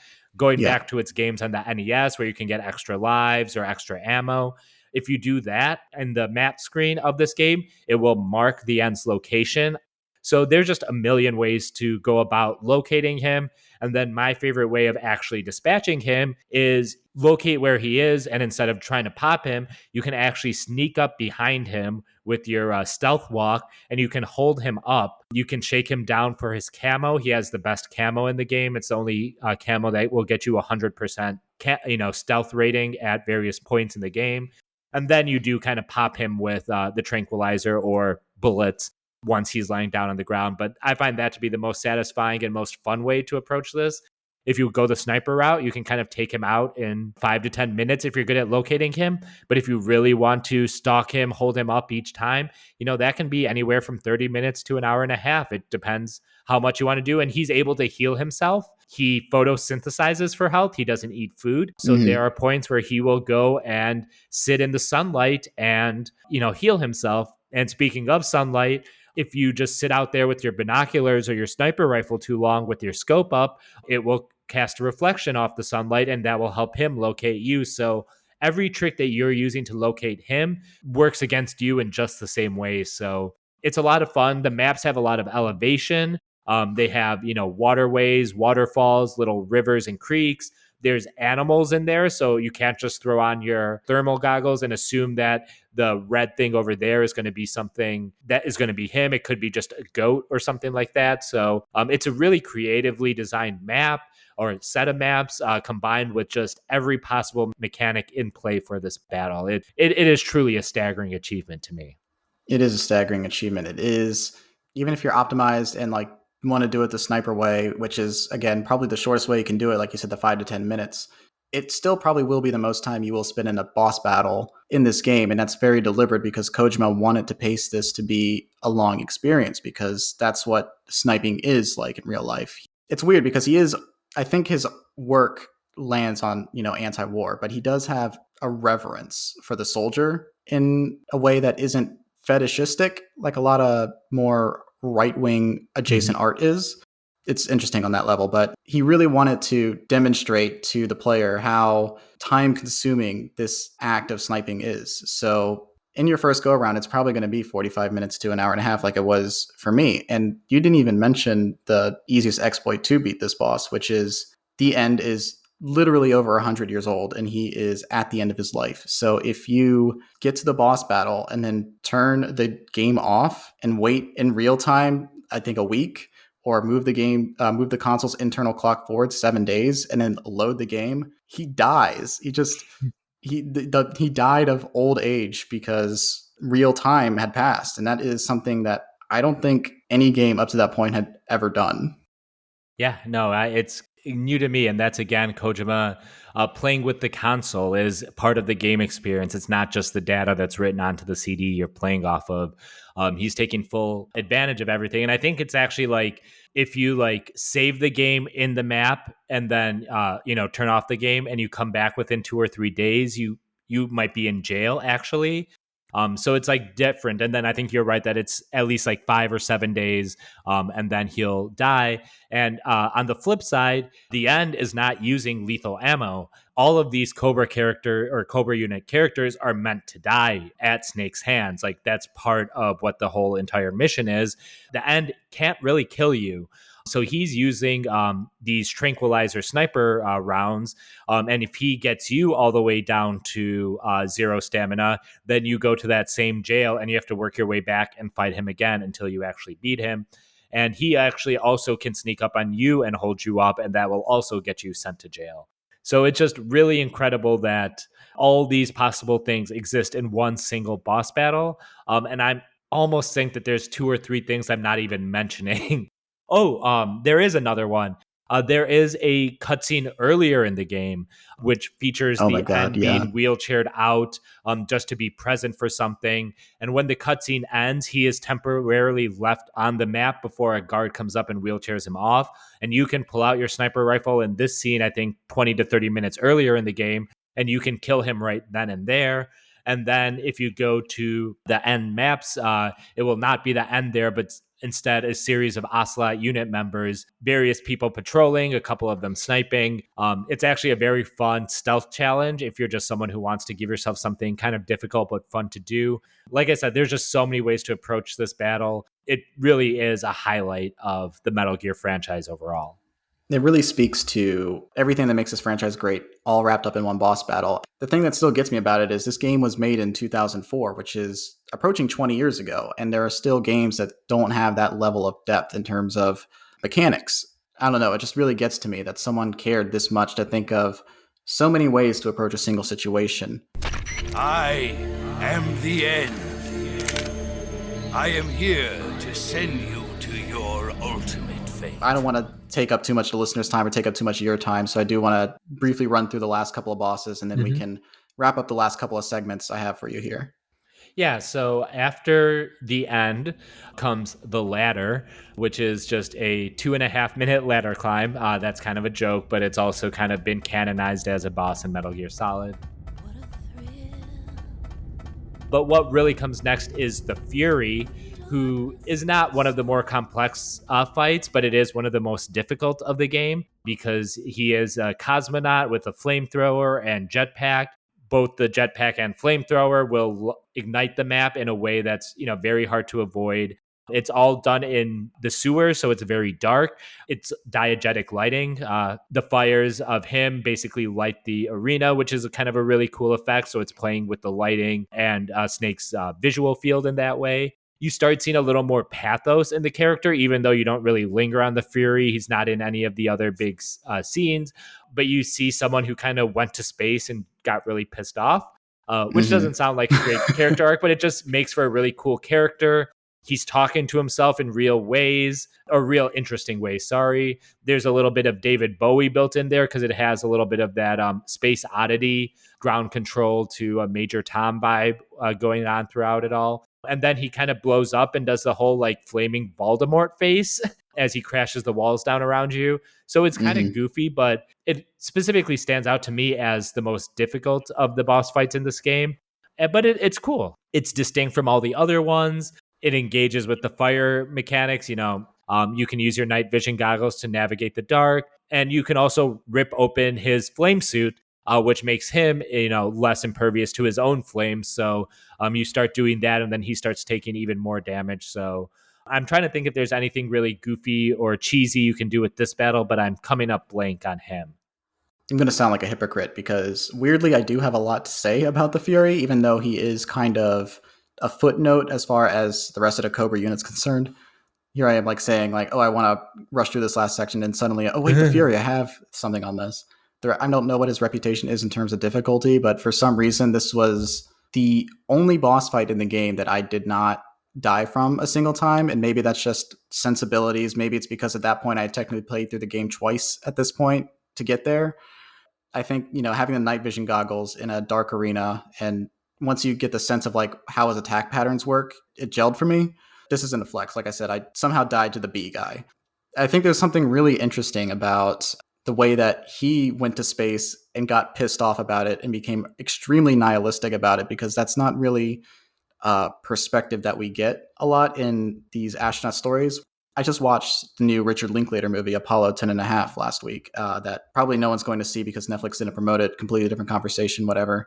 But that is, about a very childlike sense of wonder at the accomplishment of the moon landing and what that represents, and how it is very literally expressed as a moment in time where it feels like we are so insignificant that the idea that peace isn't achievable is ridiculous once you get up there. But he goes up into space and basically has sort of a similar experience in terms of we are small, we are nothing, and nothing matters when I come back, and I am pissed off and angry at the world because of all that. It's just a weird, unique perspective that you don't see a lot in media because, movies like Contact has a completely different view about that kind of stuff. Should have sent a poet. And then in this case, they should have sent a happier guy to space. And then the last thing I have to say about the Fury is his attacks were all fire-based. So when you're actually fighting him in the gameplay, he just like has all these fire-based one-liners like feel the burning rage and taste my fury and ignition, fire, and my wife is really hot. He doesn't actually say that last one, but you get the point. But he's completely all in on the fire gimmick and the anger gimmick. And he just talks about flames and furies and burning constantly. And then if you hit him and shoot him, he's just like, son of a bitch. And it's just really hilarious to me because that is such like a very dad stubbing his toe against the wall reaction to getting shot. I think it's hilarious. I don't know why I have fixated on that because it's been almost 5 months since I beat the game, but I love that a lot. Son of a bitch! Yeah, I think even on our podcast, it was like we realized the Fury was a lot more humorous than we had perceived, and not in a way that kind of undercuts the character. It's just such an absurd concept and everything going around. And I do like that it is kind of a dichotomy between the Fury and the boss, or the Joy, rather, kind of two different reactions to the very same experience. So, like I said, I think it kind of also stands out as all the bosses kind of leading up to this were goofy. And then this one's like, oh, this is kind of tragic in a way, even if we don't really get the whole story. And I think that's just priming us for the next one, the Sorrow. Sorry if I'm doing your transition for you. Another thing that, the David Bowie thing is obviously such a fixture in Kojima's work. And the Fury obviously embodies that by literally saying lines from Space Oddity and the Major Tom Coming Home song by Peter Schilling, I think, which is a song that is a tribute to David Bowie's Space Oddity. Mm-hmm. But obviously David Bowie is a fixture in Kojima's work in just a lot of different ways and how he's represented. I know that he was considering using either Ashes to Ashes or Space Oddity as the ending song before settling on, what's it called, Ways to Fall? Way to Fall. Way to Fall, excuse me, before he settled on that song. Characters like Kazuhiro Miller have the likeness of Bowie, specifically in the movie Merry Christmas, Mr. Lawrence. Just so many characters look like David Bowie in some way or another. It's ridiculous. But I did want to touch on that because David Bowie is one of my favorite music artists, and I credit him for getting me into music. And I would hate myself if I did a podcast about Metal Gear Solid 3 and I didn't talk about the Bowie stuff. And again, I'm really sorry for fixating on the Fury after I said we got to probably wrap it up, but I really needed to bring it up. And now we can talk about the Sorrow. I'm coming home. I see the Earth. I will say solidarity. I love David Bowie too, and he's all over the games. Maybe that can be a fun future episode. But the sorrow is, you've alluded to this earlier, this is the moment where this game confronts you with all the violence you've done. So essentially, the sorrow, which comes after an homage to my favorite movie, The Fugitive. Snake does a leap from the top of a dam to escape Ocelot. He kind of has this like dream or like near-death experience. I don't know exactly how you want to phrase it, but basically the Sorrow is already dead before the events of Metal Gear Solid 3, and through the course of this and subsequent games, we find out a little more about him, in that he was the lover of the boss, so they were an item being separated as a result of the East versus West split, capitalism versus communism. He was an agent for the USSR. She was an agent for the USA. So after World War II, they found themselves on opposite sides of the Iron Curtain. But they did have a son who was born on D-Day, and that son was actually Revolver Ocelot. So there's a lot of backstory and tragedy wrapped up in the Sorrow. Basically, the boss and the Sorrow had to face off one another, and if one didn't kill the other, the or the philosophers or whoever the secret puppeteers to the powers that be were at the time were going to kill Ocelot. So basically, the Sorrow laid down his life and let the Joy kill him. And this kind of sets up a common theme that runs through the ending of all Metal Gear games. One must live, one must die. There can only be one boss, one Snake, etc. So we start finding out all of this stuff about the Sorrow guy. So you are coming to, after this, jump from a height you shouldn't survive. I forget the term for the trees that are around you that kind of exist in bayous and swamps. But basically, they're all on fire, and then they're all put out by a rain, and then the Sorrow kind of lifts up, or his phantom or his spirit does. And he basically says he's going to bombard you with the sorrow of all the people you've killed. And then what happens is every single enemy character that you kill during the course of the game will walk down this river. It's supposed to be evocative of both the river Styx, which is probably more known to Western audiences. But I believe there's a river of the three snakes that symbolizes the afterlife and death in Eastern cultures, that found itself in both Chinese and Japanese mythology. I'm not trying to flatten it into Eastern, but it's kind of a common theme. Water being a source of life and death is obviously very core to humanity, so not a big surprise there. But anyway, so all the enemies that you've killed so far will come at you. And if you kill them in any kind of gnarly ways, those will try to be reflected in the death. There are characters that have flamethrowers outside of the Fury, and you can blow up their flamethrowing packs. I guess that's the technical term for it. And then when they assault you on this river, they will be on fire. If you shoot them, in the groin, they will be holding onto their groin as they approach you. And they're all just trying to come up and try to grasp you. Like, in terms of tone, I can't think of a singular set piece that is like so iconic or so specific. Like, the river you're walking through has like dead fish, like just kind of floating around in it. It's just like a very creepy horror scene, more or less, more so than anything in Metal Gear Solid before. Kojima has always been trying to present you with your violence on screen, going back to the first Metal Gear Solid, where Liquid Snake monologues at you about it. But this is the first time I really felt like it became an interactive part of the gameplay and really showed the benefits of non-lethal play. When you kind of wrap up the fight, it's kind of like the death and rebirth of Naked Snake in a way, and almost like the beginning of Big Boss. And this is like right after he lost his eye. It's very much a key part of where the Naked Snake Big Boss character is at the end of the second act of the story. The entire second act of this game is essentially the Cobra unit battles, and this kind of closes the second act. It's kind of the low point of Naked Snake when he, makes his escape just having been tortured and lost his eye. But this is where he starts getting his groove back, so to speak, and really where his ascension starts into the last act of this game and then his story going forward in the saga. Yeah, he gets his mojo back, and then immediately after has like an Austin Powers love scene with Eva in the cave. I am the Slaughterer. Like you, I too am filled with sadness. Couple of quick things about the sorrow. The specificity of your victims as depicted in the River Styx. You gave really good examples, but to just show like the intense depth that this goes to, I managed to get to this point in the game non-lethally, so I didn't experience this personally, but something I've been told repeatedly is there are vultures that can eat people. So if you manage to set things up where you kill a soldier and bait a vulture to eat his corpse, and then you kill the vulture and then eat the vulture who has eaten the man, one of the victims will like scream, "You ate me," while you are wandering through this like flaming mangrove river. It's just it's so horrifying. And what the fuck is going on in that man's head? To like specifically concoct a scenario where he's like, all right, and then there's a vulture, and then the vulture eats the man, and then you eat the vulture. What would we do there? And then part of me as a developer, I'm thinking is like, what exactly did they code and what is being stored in the database? Like for all these enemies, like, death, where, by what, these are things that, take up space in terms of memory.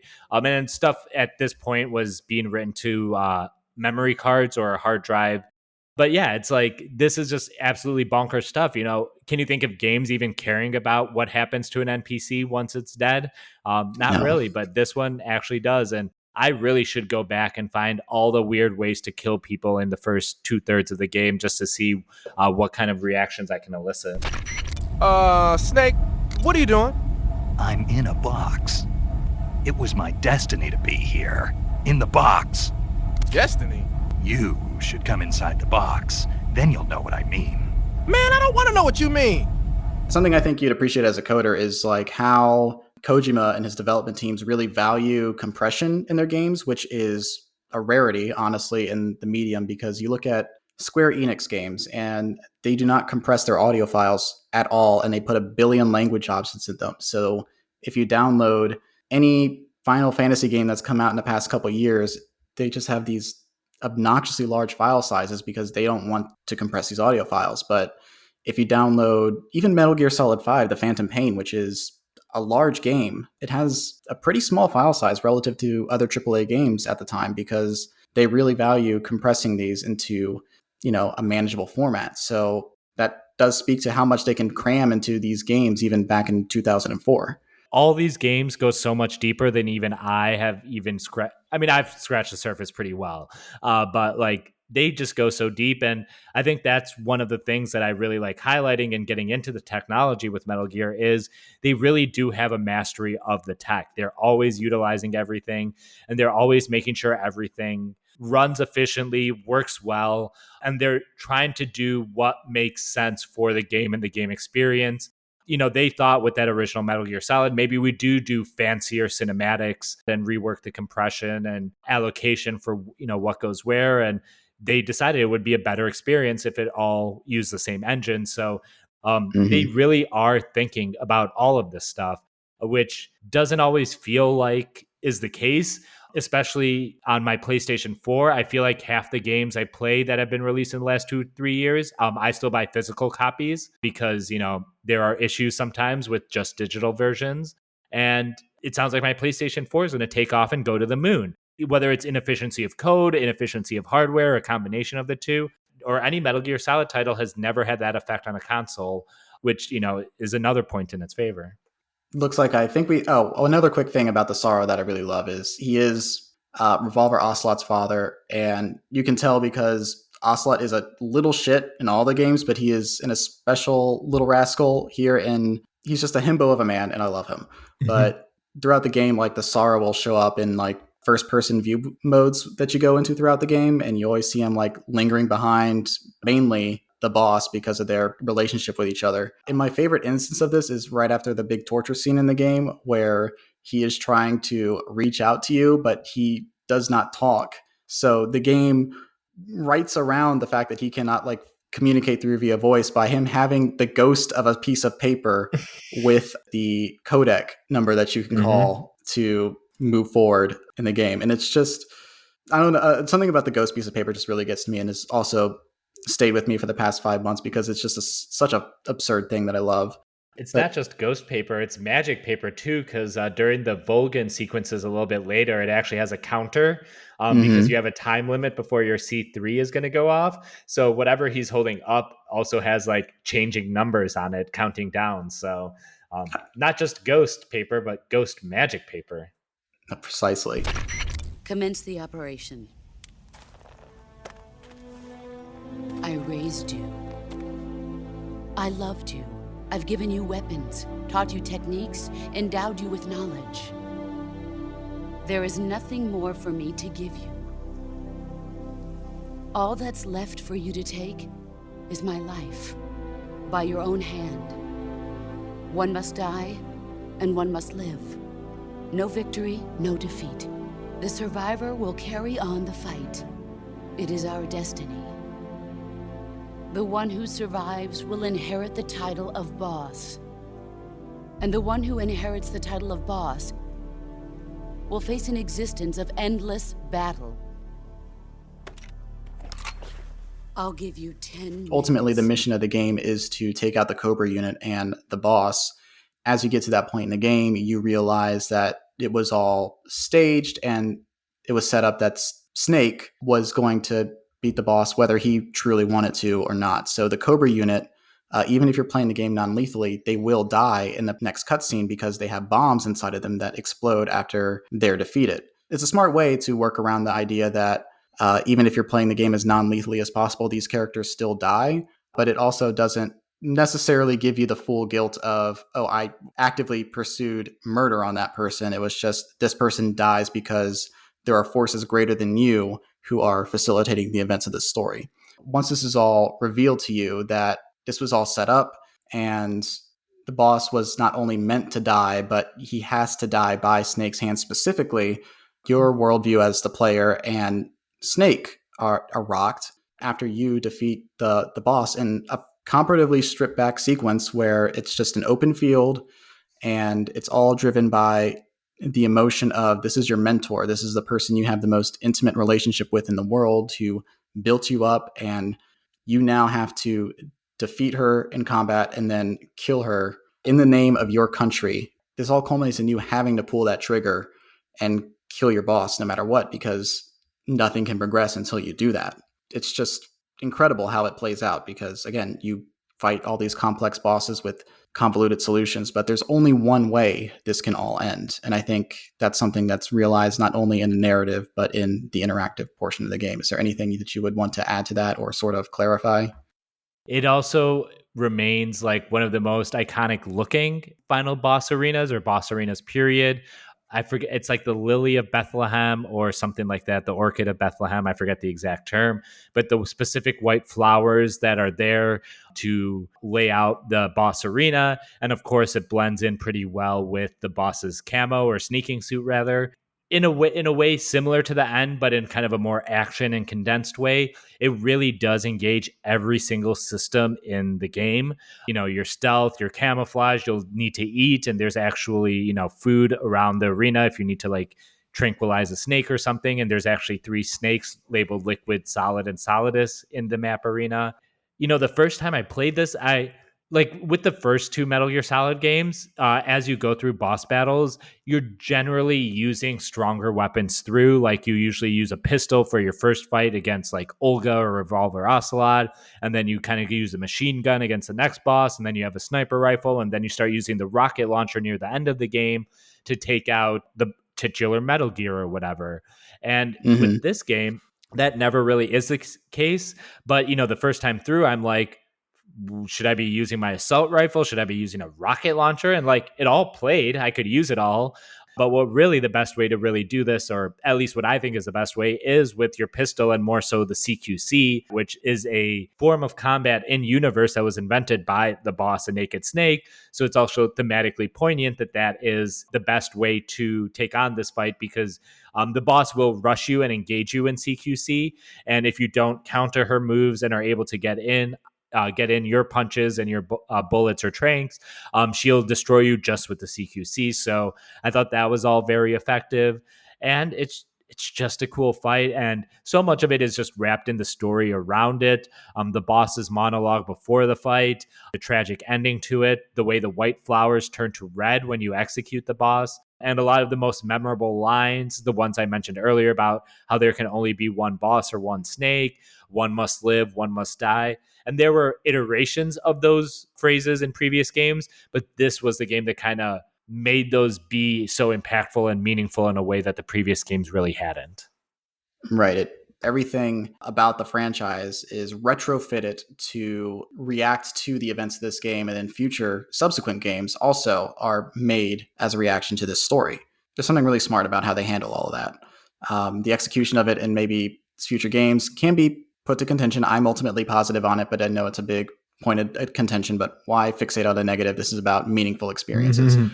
But that sort of wraps up the boss stuff that I just wanted to talk about, because it's just a really great way of emphasizing how robust this game is and how smartly designed it is, and what makes it so legendary even 18 years on, and what makes it age so well. Like I said, I only played these games a few months ago, and it still felt so modern in a way that most PlayStation 2 games don't. Like Grand Theft Auto San Andreas, for example, means a lot to me, but you look at the graphics on that game and they don't hold up well, but the style and gameplay aspects of MGS3 still hold up incredibly well. You are above even the boss. I hereby award you the title of Big Boss. One of the reasons that I wanted to do a video game podcast in the first place was to get on my soapbox and talk about a pressing issue in the industry, which is video game preservation. After workers' rights and improving accessibility features in games so people with disabilities can actually play them, I believe preserving and making games readily available is one of the biggest issues we need to address. So this segment is called No Country for Old Games.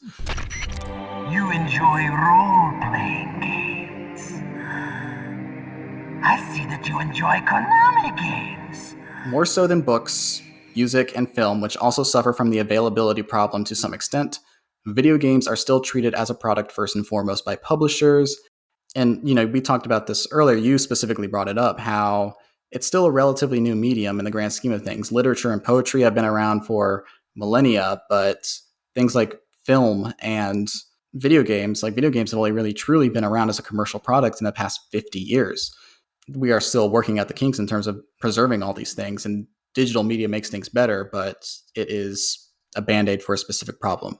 Video games are still treated as a product first and foremost and not as a work of art, and that's why certain types of games get annual releases like your Call of Duties, your Assassin's Creeds, your sports games, and why so many games end up falling into obsolescence. So some games are forever trapped on specific consoles because of the infrastructure of the console, such is the case for many PlayStation 3 games like Metal Gear Solid 4. Kojima really used every single element of that console to its limit and really played with all the aspects of it to the point that it probably would not port well to future versions of the console because that was such a uniquely made console. A significant portion of the Wii library is probably not going to be able to be ported because of the motion control aspect of that particular console. And then some games are simply left behind because as console hardware becomes obsolete and new consoles are released with limited backwards compatibility, it's really up to the publishers to decide if they want to port those to the next generation or not and resell them at a new price. So at that point, we're at the mercy of the publishers to either port an older game to current consoles or for a developer to work on or remake or remaster a new game out of that. So this is an issue I could conceivably talk about for hours, but I really want to focus the conversation on this one specific game for now, Metal Gear Solid 3. And you and I can assess together how readily available this game is and what they can and should do to improve its availability. So for this segment, we're going to rate the game on a scale from A to R. And that's me being frustrated with the game and how hard it is, not advocating for audiences to pirate this game if it's not commercially available and only available to buy on secondary markets where it's sold for ridiculous sums of money. Wouldn't advocate for that at all. Anyway, so this is the part of the show I hope ages poorly because I do want as many people to play this game as possible, but it is much harder than it should be. So putting it back to you, Manu, when you get the urge to revisit this game, how do you play it? Well, it's funny because this has actually been a news item recently, or at least in the last 5-6 months. So Metal Gear Solid famously, especially in the first 3 titles, use stock footage at various points to like talk about nuclear wars or nuclear bombs. Usually that, but sometimes it would be other stuff, just like random shots of New York and like the Federal Reserve Building and stuff like that. Because Konami did not keep up its license agreement, they had to delist the Metal Gear Solid HD collection from digital stores. If you were playing it streaming or digitally, it was no longer available to you. You know, I have my hard copies of PS2, PS3 games, but I don't have a console to play them on. So when that happened last fall, right before we were going to start our Peace Walker coverage, Peace Walker doesn't have these stock photo issues, but it's bundled with Metal Gear Solid 2 and Metal Gear Solid 3. So it was also removed from PlayStation Now. I had to go and purchase an Xbox 360 copy of the Metal Gear Solid HD collection. And I went to all my local video game stores. And sadly, I also went to GameStop, which is not a business I encourage people going to. None of them had it, which is also something worth noting because 5, 6, 7 years ago, you go to a GameStop, there would be an entire wall of used games from the last 2 to 3 generations. But now when I go, it's all current gen, a little bit of last gen just because of availability issues with like the PlayStation 5. And then it's all Funko Pops. Yeah. There's literally nothing from, let's say, 7 or 8 years ago. Whereas if I went to a GameStop 10 years ago, I would still, expect them to have some like N64 games in like the back or something. And that has completely gone off the wayside. And it's all especially more ironic considering that Metal Gear Solid 2 very much is specifically about preserving digital data and how important it is and how someone has to take that initiative. We really need to see a bigger archival and preservationist movement in video games. And that's why I really appreciate all the work I'm sure you're going to be doing on this podcast. A lot of our friends, our friend Mark Normandin has a newsletter that's Retro XP, all about old games. And this is an issue where if people don't really think of video games as an art form, they don't think about preservation as necessary. This goes into that whole idea of like a video game's meant to be picked up and played and have fun and then you turn it off. And it's, it's something more than that. And even if it is just that, it's still worth preserving. It's just kind of wild that I had to go and buy a copy of the Xbox 360 version, and I had to buy it off Amazon, another place I encourage you not to buy from if you can at all. These are bigger questions, and they're not just necessarily related just to video games. These are bigger questions we should be asking about a lot of stuff going on with art and media these days. Is what are we doing to preserve it, and making sure that the triteness is not being preserved, or like the uselessness is not being preserved, but like what actually has value.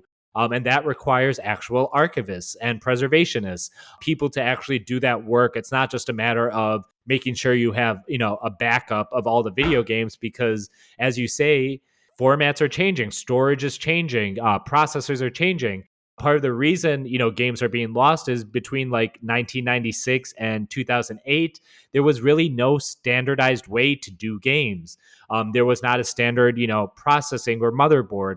Like now everything's basically a PC in some expense. That's why things can go from PC to Xbox very easily. That's why things can go from your phone to your iPad to your Mac computer pretty straightforward. They're all running essentially like-kind operating systems with like-kind hardware that interacts with data, stores data, compresses data in the same way. But in 1996 to 2008, we like to call it on the Metal Gear podcast, the Wild West of technology.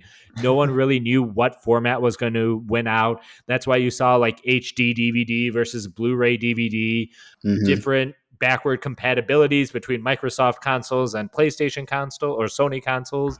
Like all of those things were up in the air. Whereas now, probably starting around 2009, 2010, we've kind of standardized, we've kind of monetize the rot or streamline the rot, so that basically everyone's doing the same thing. But because of it, a lot of especially experimental or different approaches to gaming or games are kind of being lost because there is no greater need and championing of preservation in the games industry. Well, now I'm really glad that I had you on this episode, because you just saved me a lot of breath. I mean, this is the crux of well, it's not the crux, but it's like a big thing that I wanted to fixate on when I started this podcast, was talk about how incredible these games are, but also talk about how unfair it is that so many of them cannot be accessed. There is literally no legal way to buy Metal Gear Solid 3 right now because of the digital rights issue. As of the date we are recording this, April of 2022, the HD editions of Metal Gear Solid 2 and 3 are still not available to purchase on digital storefronts since they were pulled on November 8th, 2021. Like you said, it was the rights to historical footage used in certain cutscenes that have now expired. And seeing as that was less than a week before the 20th anniversary of Metal Gear Solid 2, I suspect that they only had a 20-year license on the footage. And since Metal Gear Solid 3 is typically bundled with 2, they had to take both of the games down. Some 20th anniversary, huh, Konami? But it sounds about right for that company. Yeah, I mean, like, it's not a pachinko machine, so why do we care? My hope is that since it's the 35th anniversary of Metal Gear this year, the Konami might see the money opportunity in front of them and do another re-release on current day consoles. But seeing as this is Konami, that's maybe a pipe dream. But it would be an easy alley-oop because they just revamped the PlayStation Plus service. And come June, one of the tiers is going to include access to allegedly hundreds of PlayStation 1, PlayStation 2, and PlayStation Portable games to download, as well as streaming access for certain PlayStation 3 games. Because again, the infrastructure of the PlayStation 3 is so weird. Their own company cannot figure out how to make these games downloadable and only available on streaming platforms. My brother in Christ, you made the console. I would like to imagine that Sony would want to include Metal Gear Solid 2 and 3 in that, but at the end of the day, legally the ball is in Konami's court, and they're not exactly the 96 Bulls. Hey, that's me. I was there for all those Bulls titles, so I appreciate that reference. Yeah, 96 was the year I was born, so... Yeah, you're far more optimistic than I about the 35th anniversary. I fully expect we're going to get a Metal Gear NFT. And I just hope Kojima's not involved is pretty much like the only thing I'm hoping for at this point. Yeah, I agree with you. I would love to see it. Metal Gear Solid, the first one, is not a game I've been able to play. I think the last time I played it was 2009, 2010. I'm a very simple person. I like to play games on my console. almost exclusively legally. The legal thing is just because I'm lazy, less so than I'm against playing it illegally. But because of that, Right. that was the last time I was able to play it was when I had a PlayStation 3, because the PlayStation 3 had a specific PlayStation 1 chip in it, which Metal Gear Solid 4 used to emulate Metal Gear Solid 1, but then also you could actually play the original Metal Gear on it. Right. A smart company would see this opportunity to re-release their older games. I'm not even asking them to remaster them. I'm just asking them to re-release the older games on current day consoles and possibly, again, I'm already asking for too much from Konami apparently, but a physical release around the 35th anniversary of these games, it's an alley-oop, but I doubt it. I think at some point it will return to its original storefronts and maybe be included in the higher PlayStation Plus tiers that are going to launch in June. But we'll see, because again, this isn't a problem that most companies see. I wish Sony would be a bit more optimistic about it, because there's doubts that I have about how this PlayStation Plus membership is going to shake out. And I think it's really unfair to make a lot of these old games locked behind a subscription. So even if you are able to download them, once the membership lapses, you lose access to the games. I think it should also be necessary for people to be able to buy these games separately if they so wish. This is similarly an issue that I have with the Nintendo Switch Online, where you can only access their classic library through the membership and not be able to purchase the games separately. If I want to replay Majora's Mask, I shouldn't have to pay a $50 a year subscription for the worst internet service in the world and for a horrible emulator. Point being, I'm rating this an ARG. You shouldn't have had to do all what you had to do, Manu, for a game that didn't even have the licensing issue in the first place. Man, it seems like it would have been a lot easier if you had been able to pirate that. Too bad that's illegal, but you had to commit like 2 ethical breaches to even like get access to the game in the first place. So it's like, whatever. But yeah, I'm rating the game an ARG. I'm really mad about this. I'm very happy that I have a PlayStation 3 that hasn't crapped out yet. Yeah, I think I'm going to pull the trigger and just get one at some point at this point. Don't. I'm willing to reevaluate my grade on this in the near future. I will happily go on the record as saying they did it if they do it, but I doubt that they'll do it. But I'm happy to eat Vulture if that were the case. That's this bleak segment right now. We are in a Kojima reality in the worst sense of the word. Thank you so much for spending time with me today, Manu. Did you want to shout out any of your projects again, or plug anything else while you are still here? No, I'll just run through who I am again. I'm Manu, which hopefully you know that by now. You can find me at ManuclearBomb on Twitter mostly, but any social media I exist on, I will be ManuclearBomb. And my podcasts are Podcast Sans Frontiéres. That is the Metal Gear Solid one. We just wrapped up. We'll be releasing our last episode on Metal Gear Solid Peace Walker coming up, and then we move on to Revengeance and Metal Gear Solid V in a little bit. And then over on the other end of things, I'm doing My Brother, My Captain, My Podcast, covering the Lord of the Rings films, but with an emphasis on the books and adaptation with my wonderful friend Emily. And we just wrapped up the first film / first volume of The Fellowship of the Ring, and we are just starting our coverage of The Two Towers. That's a lot of fun. We'll also be covering the Lord of the Rings Amazon Prime show coming this fall, and doing a bunch of extra bonus stuff surrounding Tolkien's work. So if either of those things interest you, I highly recommend you check them out.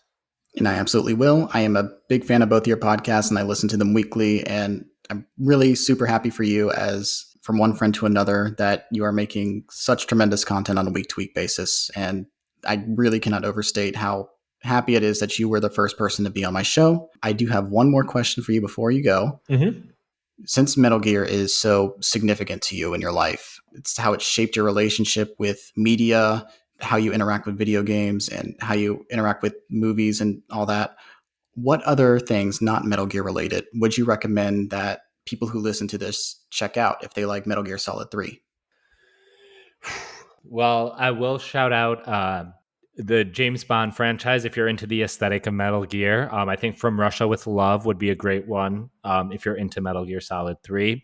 Another thing that's very, very near and dear to me is A Song of Ice and Fire, which is what the TV show Game of Thrones was based on. But I really want to stress the books I'm talking about here, A Song of Ice and Fire. I've brought up a lot of similarities between the two over the course of my Metal Gear coverage. And I think a lot of it has to do that both Kojima and the author, George R.R. Martin, Jean Cousteau, I don't know how to say the French name, that director is one of their favorites. And specifically their film Beauty and the Beast from the 1950s had significant influence on both. George Martin, he wrote a TV series called Beauty and the Beast with Linda Hamilton and Ron Perlman back in the late 80s, early 90s. That Beauty and the Beast theme shows up all over A Song of Ice and Fire, Game of Thrones. And then it's all over Kojima's work too. There's a reason that most characters have an animal name to go along with their human name. There's a Beauty and the Beast stuff going on there. The Metal Gear Solid 4 game has a full Beauty and the Beast core unit. And it was really finding that might be the cipher to all this, why I'm finding so many similarities between the two works, even though I very much know George Martin is not referencing Metal Gear Solid and other way around as well. But I'm finding so many similarities and then being able to trace it back to this specific creator and this specific story. And if you like that stuff, I'm sure I'll have a ton of analysis that's already out online in terms of podcast and writing about A Song of Ice and Fire and Game of Thrones. So you can get all that and also get more me with it if you want to. Absolutely. Well, I really appreciate your time here. We're running up in almost 3 hours since we started, so have a lot of editing to do tomorrow. But tonight I am going to just rest on how great that this meeting was and be extremely grateful that you're my friend. So once again, everyone, this was Manu, also known as ManuclearBomb, and you can find him over on Twitter. And please listen to his podcast. He is way better at it than I currently am, and I would hope to one day reach his level and his output. Thank you. It has been a pleasure to talk to you. This is actually our first time really talking properly.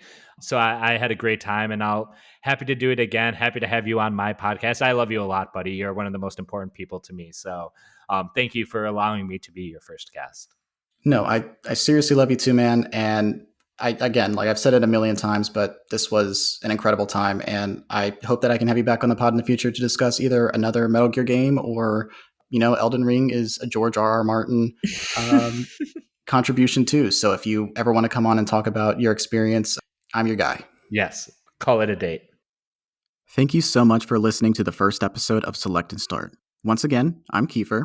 And if you like this episode, you can follow me on Twitter @DannyVegito and keep up with the podcast @SelectPodStart. I plan on giving out updates on the progress of the next episode, and I'm trying to work out a regular release schedule. You can also hear more of my voice over at my YouTube channel, Keifer's Corner. If you don't like the show at all, please don't unfollow me. The art for the show is made by my best friend, Avry Ott. You can follow him on social media with the handle @AvryRobinOtt. That's AVRY Robin OTT. You can check out the links in the description for his work as well as Manu's. All right, I think that's it. Kuwabara, Kuwabara. I've never talked this much about myself before. Thanks. Thanks for listening to me.